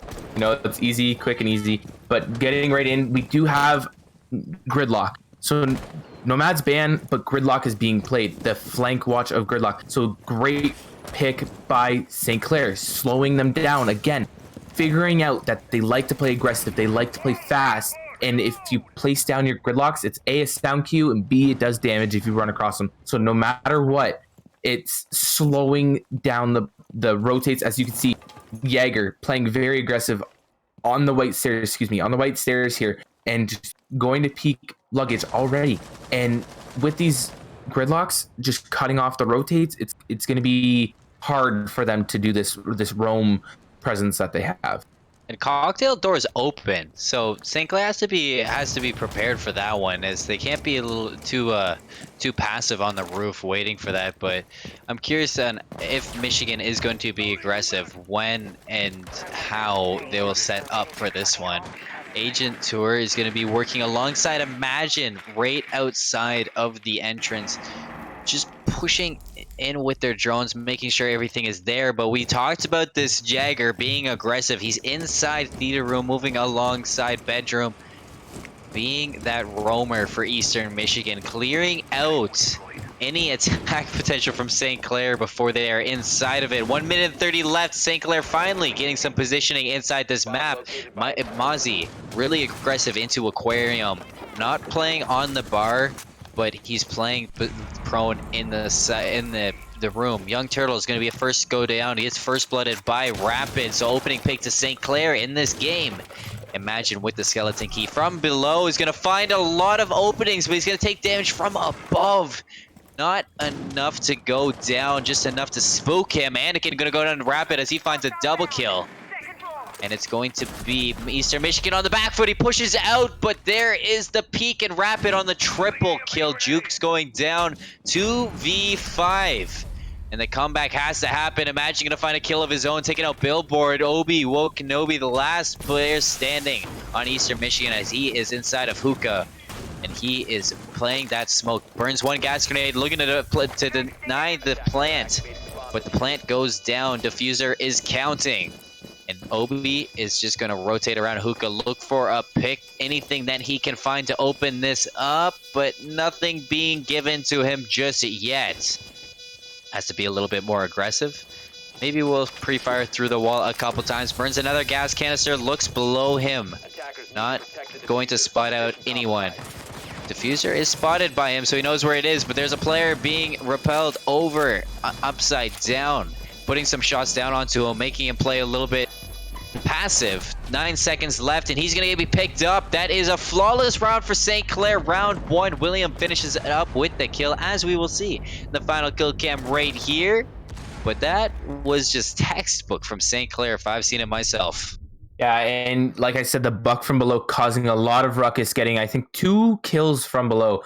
And it's just one of those things that needs to happen. You need to have that vertical presence, and that Jaeger missing his shots, almost getting Imagine, but Imagine able to flick over to the Jaeger and pick him off. So again, like you said, very, very textbook, very coordinated, and it all just came together as it fell down. So, you know, great push by St. Clair, looking once again, very dominant. And last game it was dominant on defense. Now they're looking dominant on offense. So we'll see how swapping changes the pace of the game.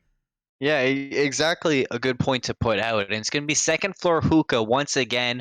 We do see a couple operator changes on the side of Eastern Michigan. They're pulling out the dock. They're pulling out the pulls. We're going to stick onto the smoke. They're going to stick onto the Maestro, and they're going to stick onto the Jaeger. Do you think that the dock and the pulse will kind of change up anything? I don't know how to think about this. I personally like the Mozzie because of just the amount of information he takes away from the attackers, but what do you feel? How do you feel about these operator picks? You know, the pulse is okay, but there has to be a Jaeger with him because he is going to be pushed so hard downstairs that he might get picked off, especially with the ump. It's not a very powerful gun, but it is a laser beam. You shoot basically straight bullets like all the time because there's no recoil on that gun whatsoever. And so you can't have that pulse being picked off so early. I want to see Jaeger with him, or at least around him, and waiting for a refrag, because Pulse has that C4, Pulse has that cardiac scanner, Pulse has a lot of intel. Pulse is one of those operators that you need to have on the board no matter what. And so St. Clair looks like they're going for a push into offices, droning out CC, droning out all their prospective rooms that they have assigned for each other, and Buck rappelling right into CC, not messing around at all, and getting this push going. And again, St. Clair looking very dominant. Imagine picking off Billiard on the Jaeger. Now it's just Pulse. Imagine peeking up, though, Pulse playing upstairs. The Pulse gonna refrag that though, so really good heads up play from Eastern Michigan, but they also have to deal with Rapid. And Rapid has just the amount of frag presence that Imagine does, as Rapid finds Young Turtle. He's going to go down to the Pulse and the Jaeger, both out of play, and they do have Billiard's wall opened up with the Hibana's help. So St. Clair now with the man advantage and the information into the site. A lot to go for in favor of them. Maestro's still up, so the Evil Eyes will have a thing, or will play a part into this round still, but how much of a part will they play? It's up to it's really up to Eastern Michigan at this point, as St. Clair starts their droning again. With 1 minute and 27 seconds left, they spot out the Doc on Cool Vibes. And Smoke, he's still sitting inside Billiard's bar side, and he's still being aggressive, even though the Hibana has opened up a lot of this wall. So I'm curious to see if he will actually find value in this position still, or if St. Clair is going to continue to watch it. They are going to be holding on as much as they can. You hear Gridlock use her gadget to kind of cross off any of the rotations, but I just want to point out as well, St. Clair does still have 4 drones left in their that they are able to use. It's kind of weird that the Gridlock got picked off by the Jaeger second time and not the first time. But again, St. Clair, 4 drones to use still. Able to drone stuff out, but doesn't look like they're opting to do that. And, you know, William was going in for the plant, but there was a gas grenade burned for the side of Eastern Michigan. Opening up, though, is Rapid onto Obi, so Smoke is down. Free plant for St. Clair. Evil Eye is not in a position to stop this, even though Anakin is trying to get some shots down onto William. William going to stay alive. Excellent job from St. Clair to get that bomb down, or the diffuser down. And it is time for them to set up on their post plants. Anakin not having anything to work with onto this one. Juke's trying to find some shots to the drone hole, but nobody peeking for him. Juke's going to go down to Rapid. St. Clair pulling out the round again. And they are up 2-0 now on this attack. St. Clair continuing their spree from game 2 into game 3. They look like they are really coming alive. Yeah, you know, I have a feeling that at halftime, they kind of said, you know what? Listen, they're playing really aggressive. We have to follow in their footsteps. They aren't going to expect it. They aren't going to know what to do against it. They know how to play with it, but they don't know how to play against it. And they've shown to prove that. St. Clair played very, very aggressive. And in last map on Border, in Eastern Michigan didn't really know what to do, and then St. Clair looked like they started dying off by the end of the game, and Eastern Michigan started picking it up a little bit, and then St. Clair came back with that aggressive plays again, and then St. Clair ended up winning the game. So it looks like if St. Clair plays the aggressive the whole game, they might be able to pull the game out really, really quickly. See, the one thing I really like from St. Clair is it seems like they're not just being aggressive. It's like they push in, they be aggressive, they take the aggressive angles, and then they stop. Yes. And then they stop with the aggressive angles, and then they drone out, they spread out, they expand on their push, and it's really good to see. It's almost like a hybrid of an aggressive play, but still having the defensive feel to it. Yeah, and you know, it looks amazing because from the first game, it was a little bit of an upset, 7-2. You know, St. Clair didn't really know how to play against a team that was very, very aggressive, and then they started picking it up. But they played aggressive smart. They didn't peek stuff that they had to, but they didn't peek stuff that they wanted to, but they peeked stuff that they had to at the perfect times. And that's all Siege is, timing. If you peak things at certain times, at certain points in the game, you know, you can have a setup and a strat set so that you have a certain time that you should be peeking this door, and it'll work. And Young Turtle picking off of Imagine, not able to... Where was that at? I don't know where that kill came from, but... Oh, I think it was into Ruins from Aqua. Oh, okay, that Yeah. makes sense. Into the Ruins spawn. Spawn peek onto Imagine from Young Turtle once again. This happens back in game 1. The exact same play, just on Clubhouse. Young Turtle's taking a little bit of damage in return, but I want to take a second and touch onto this Ella pick. And I saw Ella placing down her Grisma mines, but playing a little bit away from them, which I don't like to see. Usually, I like to see an Ella, if she's gonna play her role correctly, I like to see her play close to those Grisma mines, so because they don't last a long time.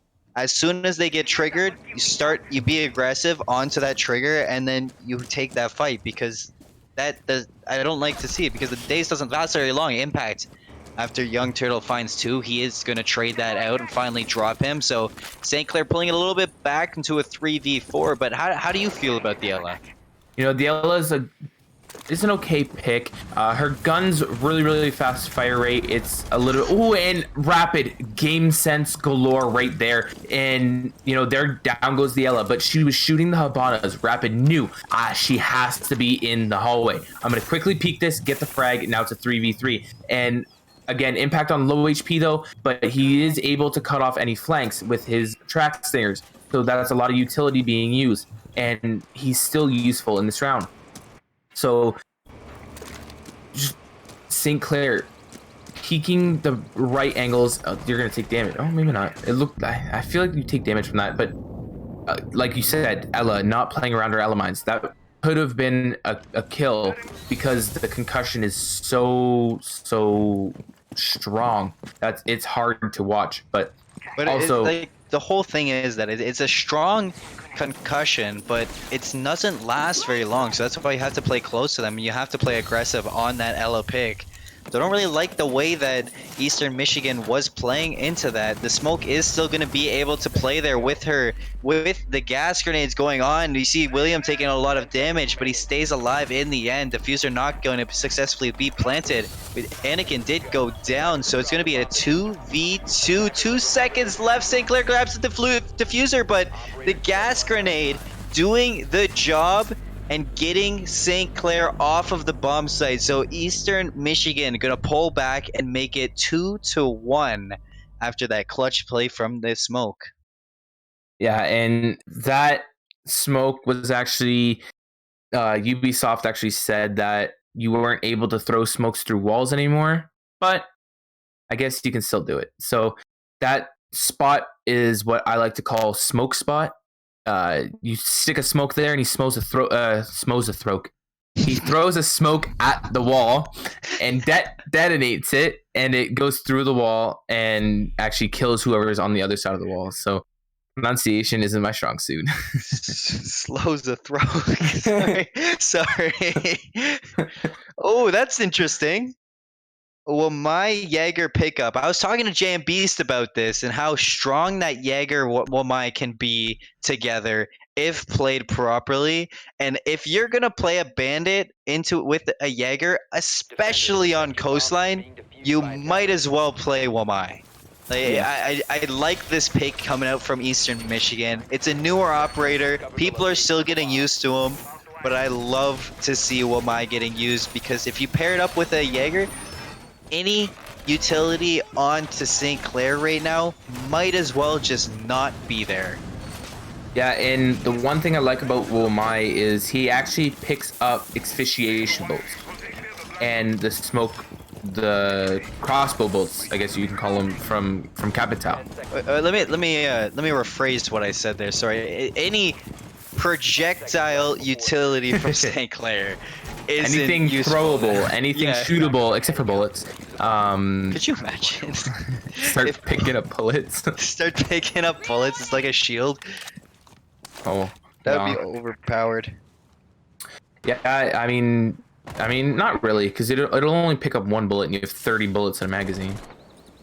Ooh, another spawn peek from Young Turtle. Agent Tour gonna be the victim this time. Advantage to Eastern Michigan and we haven't even touched on the bomb site they're holding. They're holding inside kitchen and storage room. But this and St. Clair at the disadvantage right away isn't what you want to see. It slows down their push.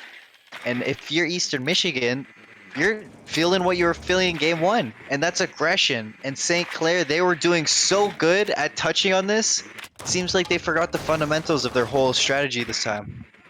Yeah, and it seems like round after round, there's always someone getting picked off on St. Clair, and it sucks because St. Clair kind of looks like they need all 5 players to be alive for that aggression to continue. Rapid on the refrag though, going down to a 4-4. Now the aggression continues, but imagine getting too aggressive on the push, and he might be able to get picked up here with the help of his teammates watching cross angles. I bet you he's just screaming at his team right now. Guys, they're all holding one angle. Somebody come pick me up, please. I want to help. I don't think Eastern Michigan knows that they down Imagine, so that should be a free pickup indeed for them. And everybody on Eastern Michigan just gets back onto the site, so I like to see that. You know, you do the damage, you get out, but you stay alive. So very wise play from Eastern Michigan. They do have the health advantage for sure if you're looking at the screen. So St. Clair, they got to pull back and they got to fight back with some strong tactics indeed. 57 seconds left for this attack. A 4v4. But if you're St. Clair, you're not feeling too comfortable right now. Yeah, no, one of those things, you know, you still have 4 guns on the board, but Imagine on the Buck is still 1, maybe 2 bullets away from a death, and 20 HP is not something you want to be on. And so, again, going to rotate down to service entrance, going to break down the barbed wire, but there is a Maestro Cam watching the plant, so it's going to be a hard plant to take down. So if Buck does have his nades, he has 1 nade, so he might be able to almost getting the dock. The dock stemmed himself back up right away. So that was the nice play from Young Turtle to stay alive. William going to be on the site trying to drop the diffuser. Rapid going down from some shots through the smoke. Young Turtle with the double kill. Finds the triple kill. Finds the quadra kill and goes down to Imagine. But once again, right out from under St. Clair, drawing it to the time. And bomb site was protected from Eastern Michigan. 2-2. We're going to be heading to Blue Bar, Sunrise Bar for round 5. What do you want to see change, Brayden? Just the way St. Clair is watching their spawn peaks. Every single round, I think someone has got spawn peaked. If not every single round, then every other round, or too many rounds, basically, put it that way, that somebody got spawn peaked. Nobody should be getting spawn peaked. There should be prep drones. There should be pre-fires, stuff like that. It's just something that can't happen. If you get spawn peak, that puts your team at a disadvantage, and it just sucks because then now you're trying to push slow and methodically when your team wants to push fast and furious. It's just it's one of those things that can't happen. Maybe sometimes they want to be too fast, too furious, and they get caught out, but exactly. Yeah. I mean, it's in a sense exactly what happens. I see a lot of times teams, they just run out from spawn. They don't peek angles, they don't peek doors, they don't peek windows.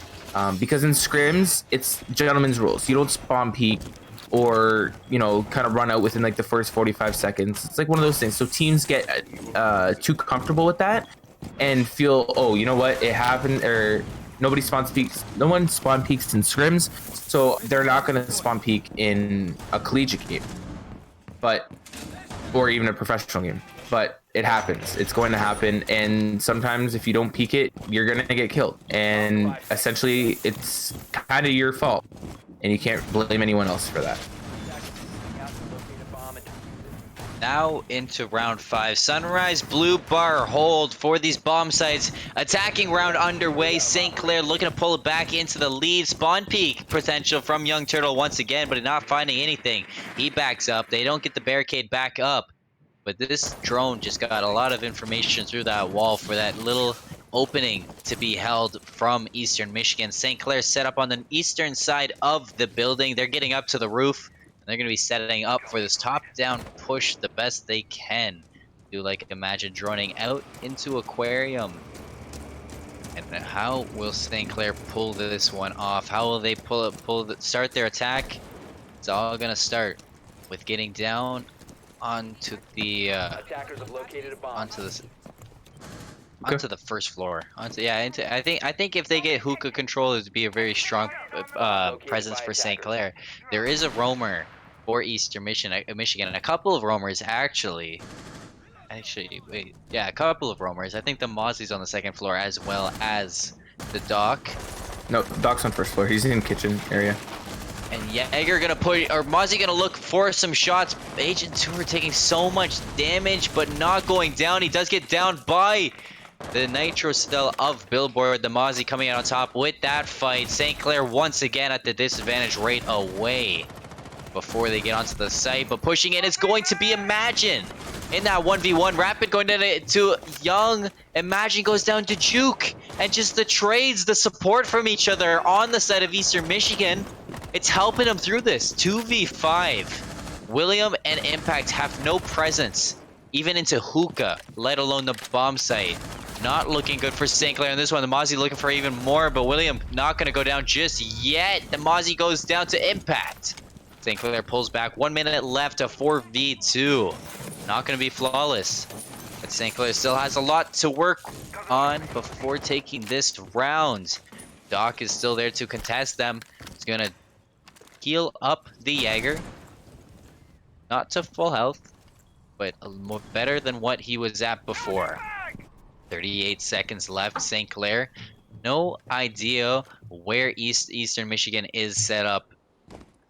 And this is going to be like spot for William to get onto the site because it's a lot of presence from Eastern Michigan on the second floor that if they can get onto the first floor it would help. Flashes go out, but now they have to get rid of the barbed wire. He's going to get onto the site. He's going to back up towards the bomb site. Not going to help him out. Young Turtle from above is going to take him out. Headshot Impact goes down. Defenders win round 5. Young Turtle with the final kill. And that is going to be 3-2 in favor of Eastern Michigan. And that round, it looked like St. Clair are getting now too aggressive. Now, we said we wanted them to see them aggressive, and they had that momentum. They had that aggressive momentum. They had their own momentum, basically. But now they're toppling over the glass. They're going too far. They're going too fast. Imagine was double peak from hookah and billiards, as well as someone was peaked from hookah window. I think it was Agent Tour that was peaked from hookah window, and then C4 from hookah window. And it's just there's too much aggression on the side of St. Clair now. I want to see them take a step back a little bit and get back into their comfort zone. Now, a lot of teams can play that aggressiveness, but it looks like St. Clair has to have their own comfort zone. And you can see 3 drones right here piling into never mind, it's not luggage, it was offices. My bad. I thought it was in luggage, but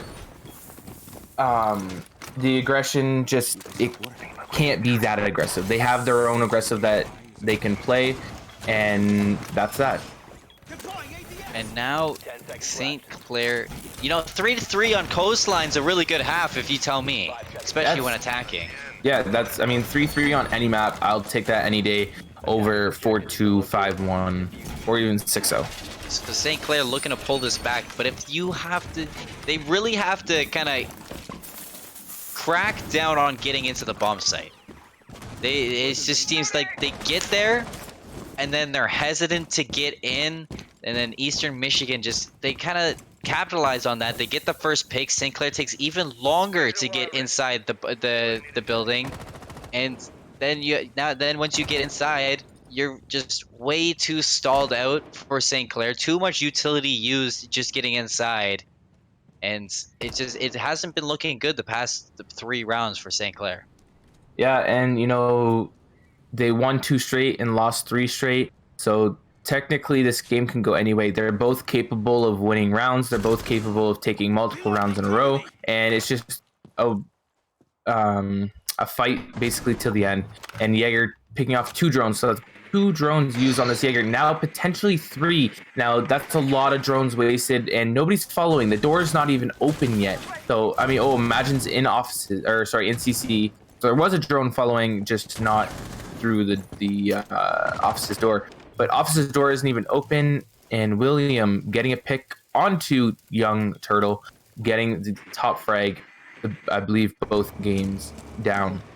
Pulling it back too, because Young Turtle once again got the first blood into this round onto Rapid. So the fact that they were able to follow up and pull back onto Young Turtle, get him down, was excellent for St. Clair. Nice little pinch from them. The Jaeger gonna go down. Imagine taking out Jukes. 3v4 now, advantage to St. Clair. 1 minute and 15 left, and this is what I like to see. I like to see the team play. I like to see them crack down on the aggression. Play it properly. Play it smart. But last time they were pushing into Billiards to get that bomb down, the smoke was the delay that they had to worry about. So how will St. Clair push onto this one? They're going to be set up on to Cool Vibes for the side of Eastern Michigan. This Cade has a lot of information, knowing that nobody's pushing into Cool Vibes. Shots from below onto Billboard, but Imagine not going to find him through the wall. Anakin putting some shots down, but not going to find anything. He was just getting rid of the gridlock, and he has to be careful, because if that Evil Eye goes down, it's a lot of information lost for them. Decade gonna pull back into Hookah.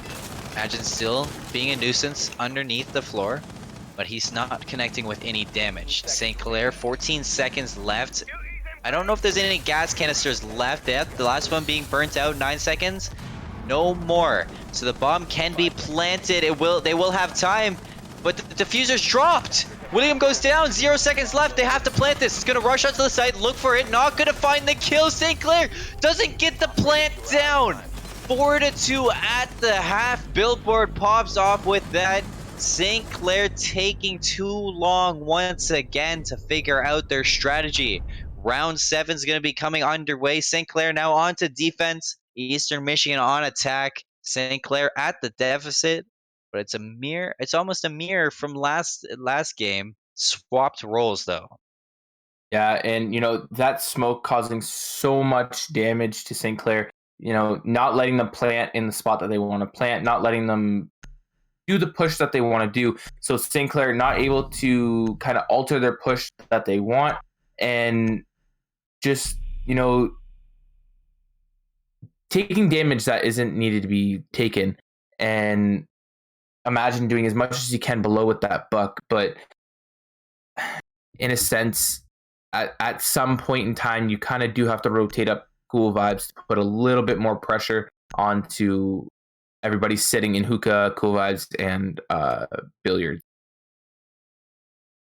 And now, as round 7 comes into play, it's going to be St. Clair starting their first round of defense. How do you want to see them work this composition that they have right here? Rapid on the Vigil, and I believe Imagine on the Mozzie. Those two, I feel like, are going to play together. They're going to play close to each other and play for refrags, because the Mozzie can deny the drone and the Vigil can hide from the drone. That right there, I know I talk a lot about the Mute Mozzie combo, but the Vigil Mozzie combo as well is an okay combo to have. And so that right there will cause a lot of ruckus if they don't get picked off early. And that being said, Imagine in Rapid, if they do roam, they have to stay alive.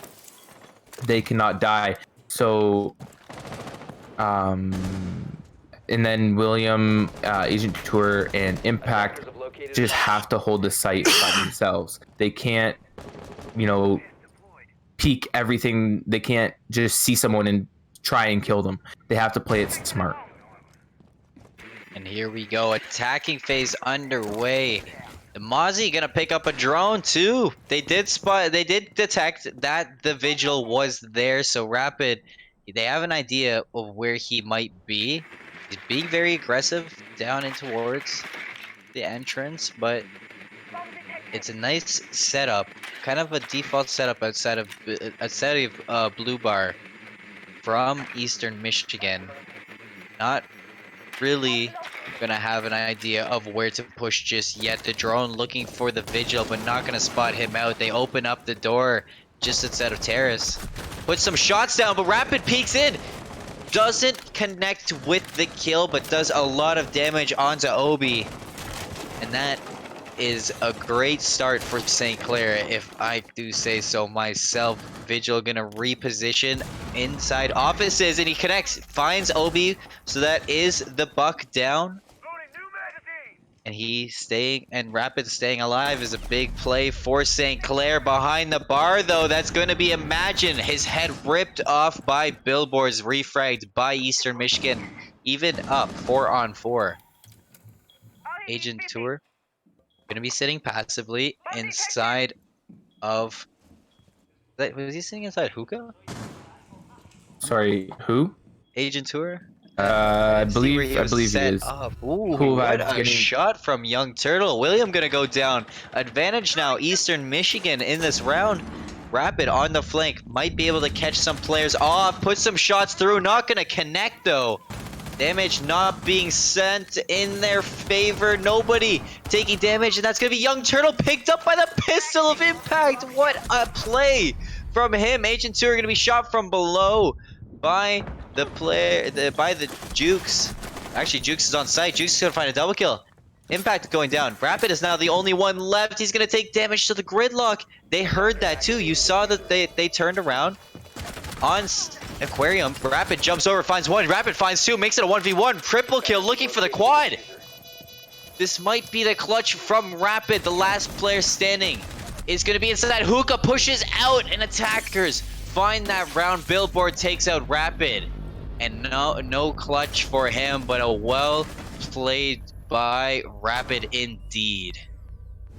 Yeah, and Rapid almost pulling that out, almost being able to rotate around, but missing the shots on Cool Vibe Stairs on the Ash. That was detrimental to the retake of site, and the Ash just being able to have free roam was pushing that Maestro into the corner of Hookah and not being able to really push anything. And the Capital, sorry, I couldn't think of his name. The Capital pushing through Aqua was able to pick off the Maestro, giving them free roam now of Billiards, peeking the Legion on behind the bar, and now it's just site control. And it's all up to Rapid to retake. But like I said, the anchors on site have to hold site. They cannot give up site, or else exactly what happened the round that just passed was they lose site. Rapid now has to clutch around, and you can't always leave it up to one person to clutch, whether it be Rapid, Imagine, Agent Tour, William, or Impact. It's so hard. No matter who you are, I don't care who you are. Yeah, it can happen, and there are times that you can clutch, but a lot of the time it's really, really hard. So again, this round I want to see the anchors just hold site a little bit longer so that the roamers can flank around and do what they have to do, cause a lot of nuisance around the map. Round 8, Eastern Michigan 1 round away from match point. St. Clair still stuck on that 2.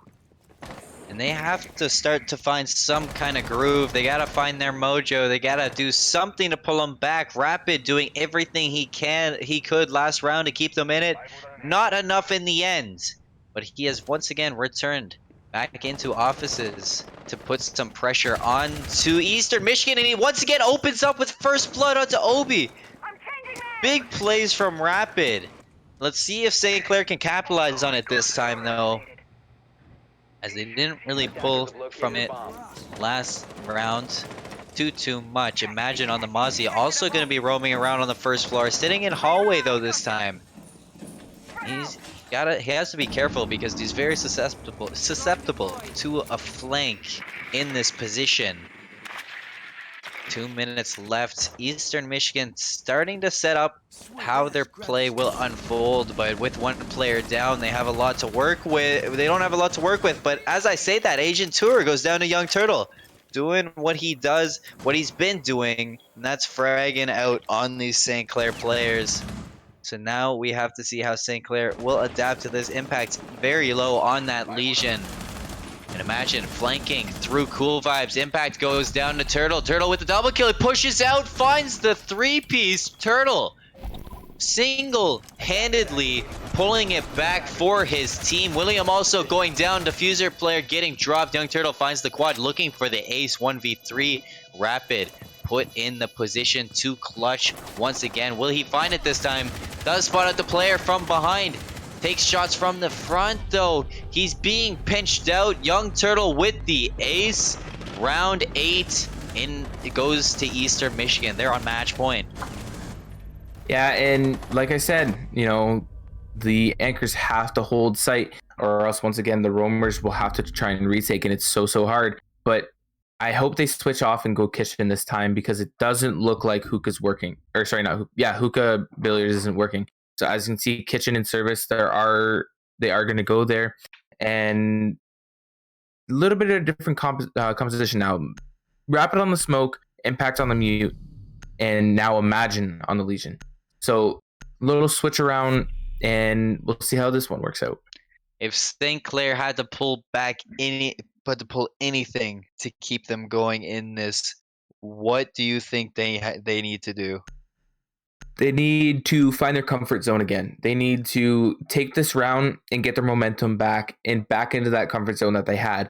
Attackers need to and use bombs. it's just one of those things that once you lose your momentum, you feel like the game's over, and you can't do that. You have to find your momentum again and try and get that going with your team once again. And yeah, it is hard, but it is something that you have to do, especially on map 3, and especially against this type of team, how they play so aggressive and so fast paced, that you need to be able to adapt to that. You need to be able to say, hey guys, like, they're playing fast paced, let's play fast paced. And I know St. Clair can do it because they've done it before.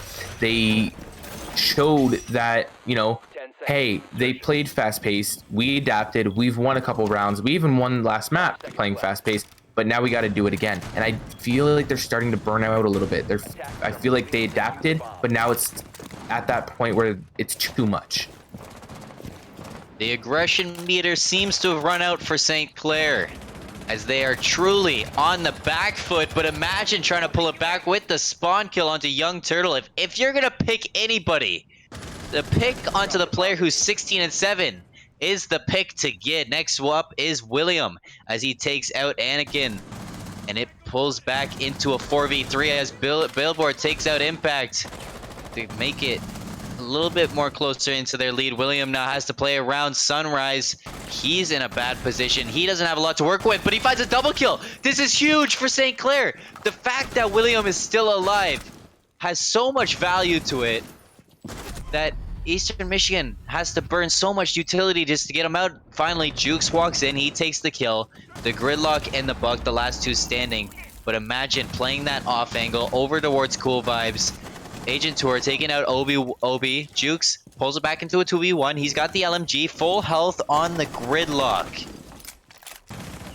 Diffuser not in hand, though. He has to back up to find that one. And the Legion goo mine was dropped. He saw that, so Jukes is going to be checking some corners. He doesn't have the diffuser, so he does have to back up to grab it. Still not going to go pick it up, though.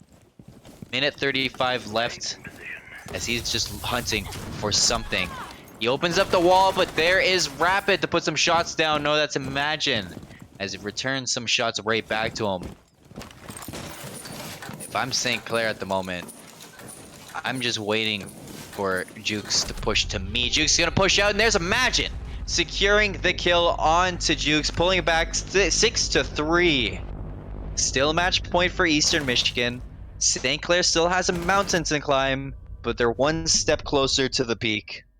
Yeah, and like I said, win this round, find your momentum, find what you need to do to win the round, the next couple of rounds, and send it to overtime. And it looks like they kind of found their little comfort zone. And with William getting, I believe, two 2 kills inside of Sunrise, and as well as the support from Imagine and Agent Tour. It's just now it looks like they feel more comfortable in the position that they were in. But going back to Hookah Billiard, the spot that they lost twice, and will they be able to now hold site? Because it looks like they have the same kind of setup, except they're dropping the Vigil now. Rapid looks like he's going to be playing on site in that so-called, what I call, smoke spot. And so we'll see if adding that extra anchor on site helps out a little bit in this scenario. Is this the return of Rapid on the smoke in the smoke spot? Rapid was deadly on that spot. Rapid played lights out in this spot last semester. Hasn't really played it this semester because he's had to adapt to different positions onto the map. But now we do see him returning. The infamous Rapid smoke play. Will St. Clair, with this play, be able to pull it back even closer? Will Eastern Michigan adapt to that round loss? Attack phase underway. 3 minutes going onto the clock. And Young Turtle, this time he's aware. He's waiting for that spawn peak to come out from Imagine, but Imagine giving him nothing. I bite my tongue in saying that, because as I say it, Imagine peeks out, takes out Young Turtle, advantage to St. Clair, and if you are Imagine, you've earned that good night. Wow. A little bit of friendly, I'm going to call it, banter. And, getting the top frag kill first again. So, again, their top frag is down. Now they can do what they need to do. And Billboard's now picking off Imagine. But Billboard also on 10 HP. So, a little bit almost of a refrag, but not enough. One bullet will kill Billboard, though.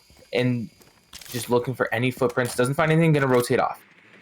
Now, St. Clair's Roamer, I believe, is dead. Now they're just going to be turtling on site, which is really bad. Because now it's a 2-minute and Legion giving... Legion's damage actually was reduced, so you don't do the initial 10. It's just the 4 ticks after a couple seconds. So he's not too much of a nuisance, but he's still a nuisance. Yeah, and even still, that's a lot of information to St. Clair that they know they're pushing through Aquarium. They have to be aware of this flank coming out from Obi, because if this buck can set up into position, it can be very dangerous if you're St. Clair. Billboard, he's very low too. They spot out the smoke. They know Rapid is there, and they do have Buck with his grenade still. And Obi-Wan, he's gonna use the grenade over into Hookah to try to find somebody back there. He does put shot damage down onto Agent, but Rapid peeks out. He finds the kill onto the Buck. This is Eastern Michigan's round 2, or this is St. Clair's round to lose, because they have a lot of presence onto this. Nice little beat through the wall for Billboard, looking for Rapid, but not gonna take out Rapid indeed. He does back on off of the position. He doesn't have anything. You could blow on Billboard and he will fall over and be respawn into the next round, but Imagine a Billboard falling over. Imagine. But now, sorry, 30 seconds left, and Eastern Michigan going to be on the back foot. The flank coming out. Where did he just get shot from? I think he got shot from Hookah, to be honest. Billboard gets blown dropped. On. Yeah, he got blown on. he is dropped outside of Hookah. Diffuser going to be going down. Anakin planting. Has the backup from the gridlock, though. Not going to connect with the kill. Defenders win round 10. St. Clair climbing even higher on that mountain. Yeah, and they found their comfort zone. It looks like they found their comfort zone, sorry. And now they just have to keep the momentum going. They have to keep their comfort, and they can't not fall off. I understand you're on map 3. It's been long games, and you've been sitting on match point for a little while, but if you pull out 2 more rounds, you're now sending it to overtime, and all you got to do is win 2 more and basically game. But the momentum has to stay. You cannot drop the momentum, or else Eastern Michigan will take control and will take the driver's seat and drive you off the road. And now going into this next round, round 10, round 11, sorry. We're heading to Blue Bar Sunrise. Give me the win condition here if you're looking at Eastern Michigan, Braden. What do you want to see? You know, Eastern Michigan going into Blue Bar Sunrise Bombs as they can. feels like they're in the driver's seat. It feels like they're, you know, just right there holding it, waiting just to press go, basically, or pass go, collect the $200. They're waiting to get that win. But it's one of those sites that if you know how to hold, it is so hard to push. It's one of those, you basically funnel through a door or a window. There's no hatch drops except for in hookah.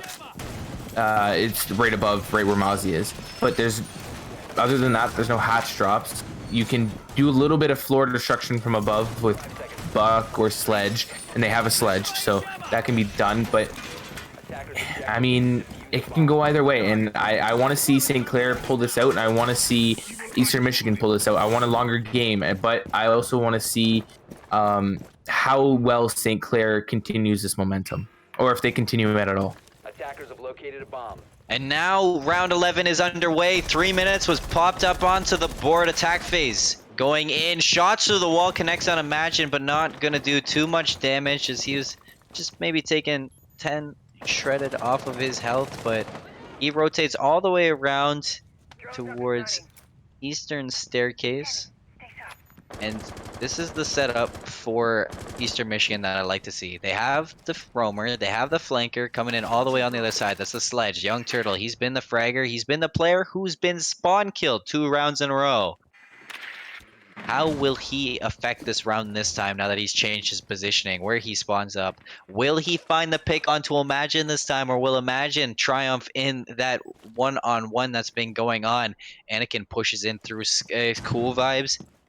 He's been a little bit quiet lately, so I'm curious to see how he will pop up into this one.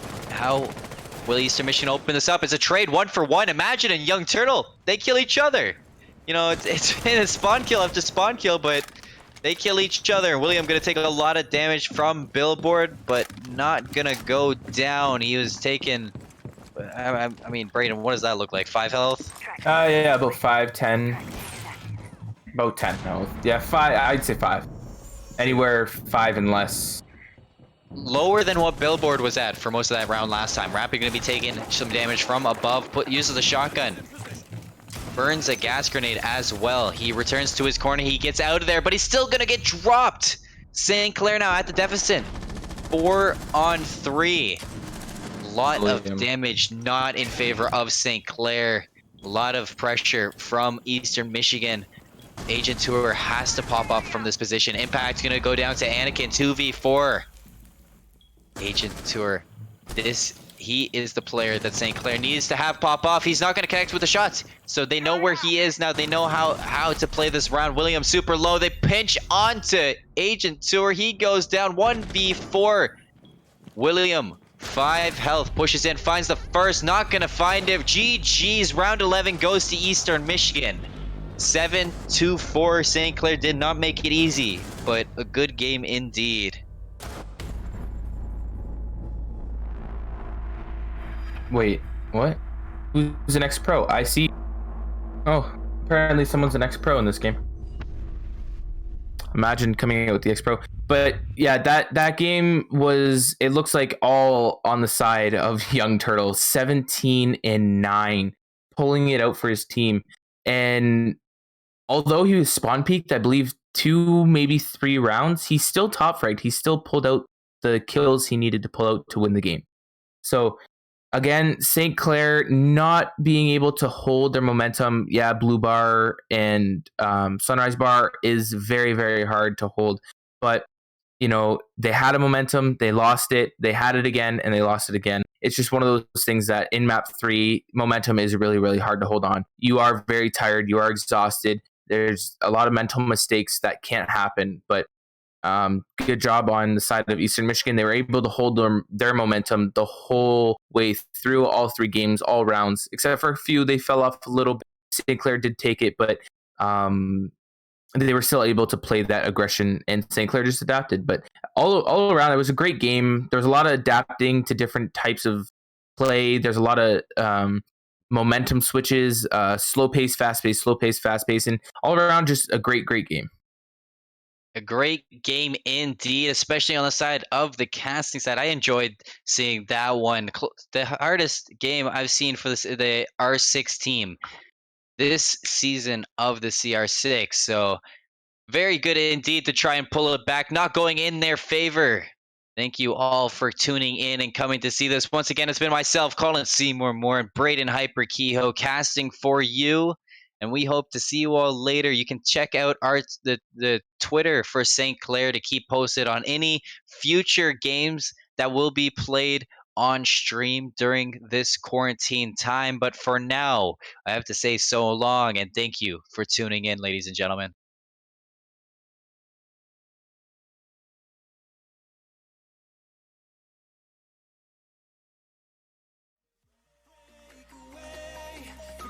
You're so okay. Stop dwelling on empty words. Stop stalling in the doorway.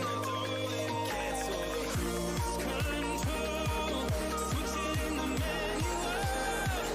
Don't you wanna feel right again? Don't you wanna feel whole? Don't you wanna feel?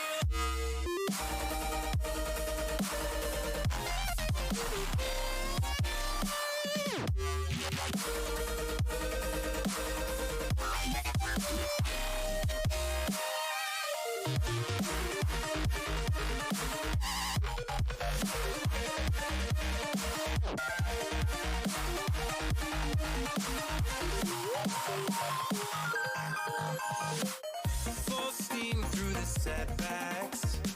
You can't win them all, but I'm proud I tried. I'm glad we had a dialogue. It's good to shape the mind. Speeding up the pace, turning up the heat.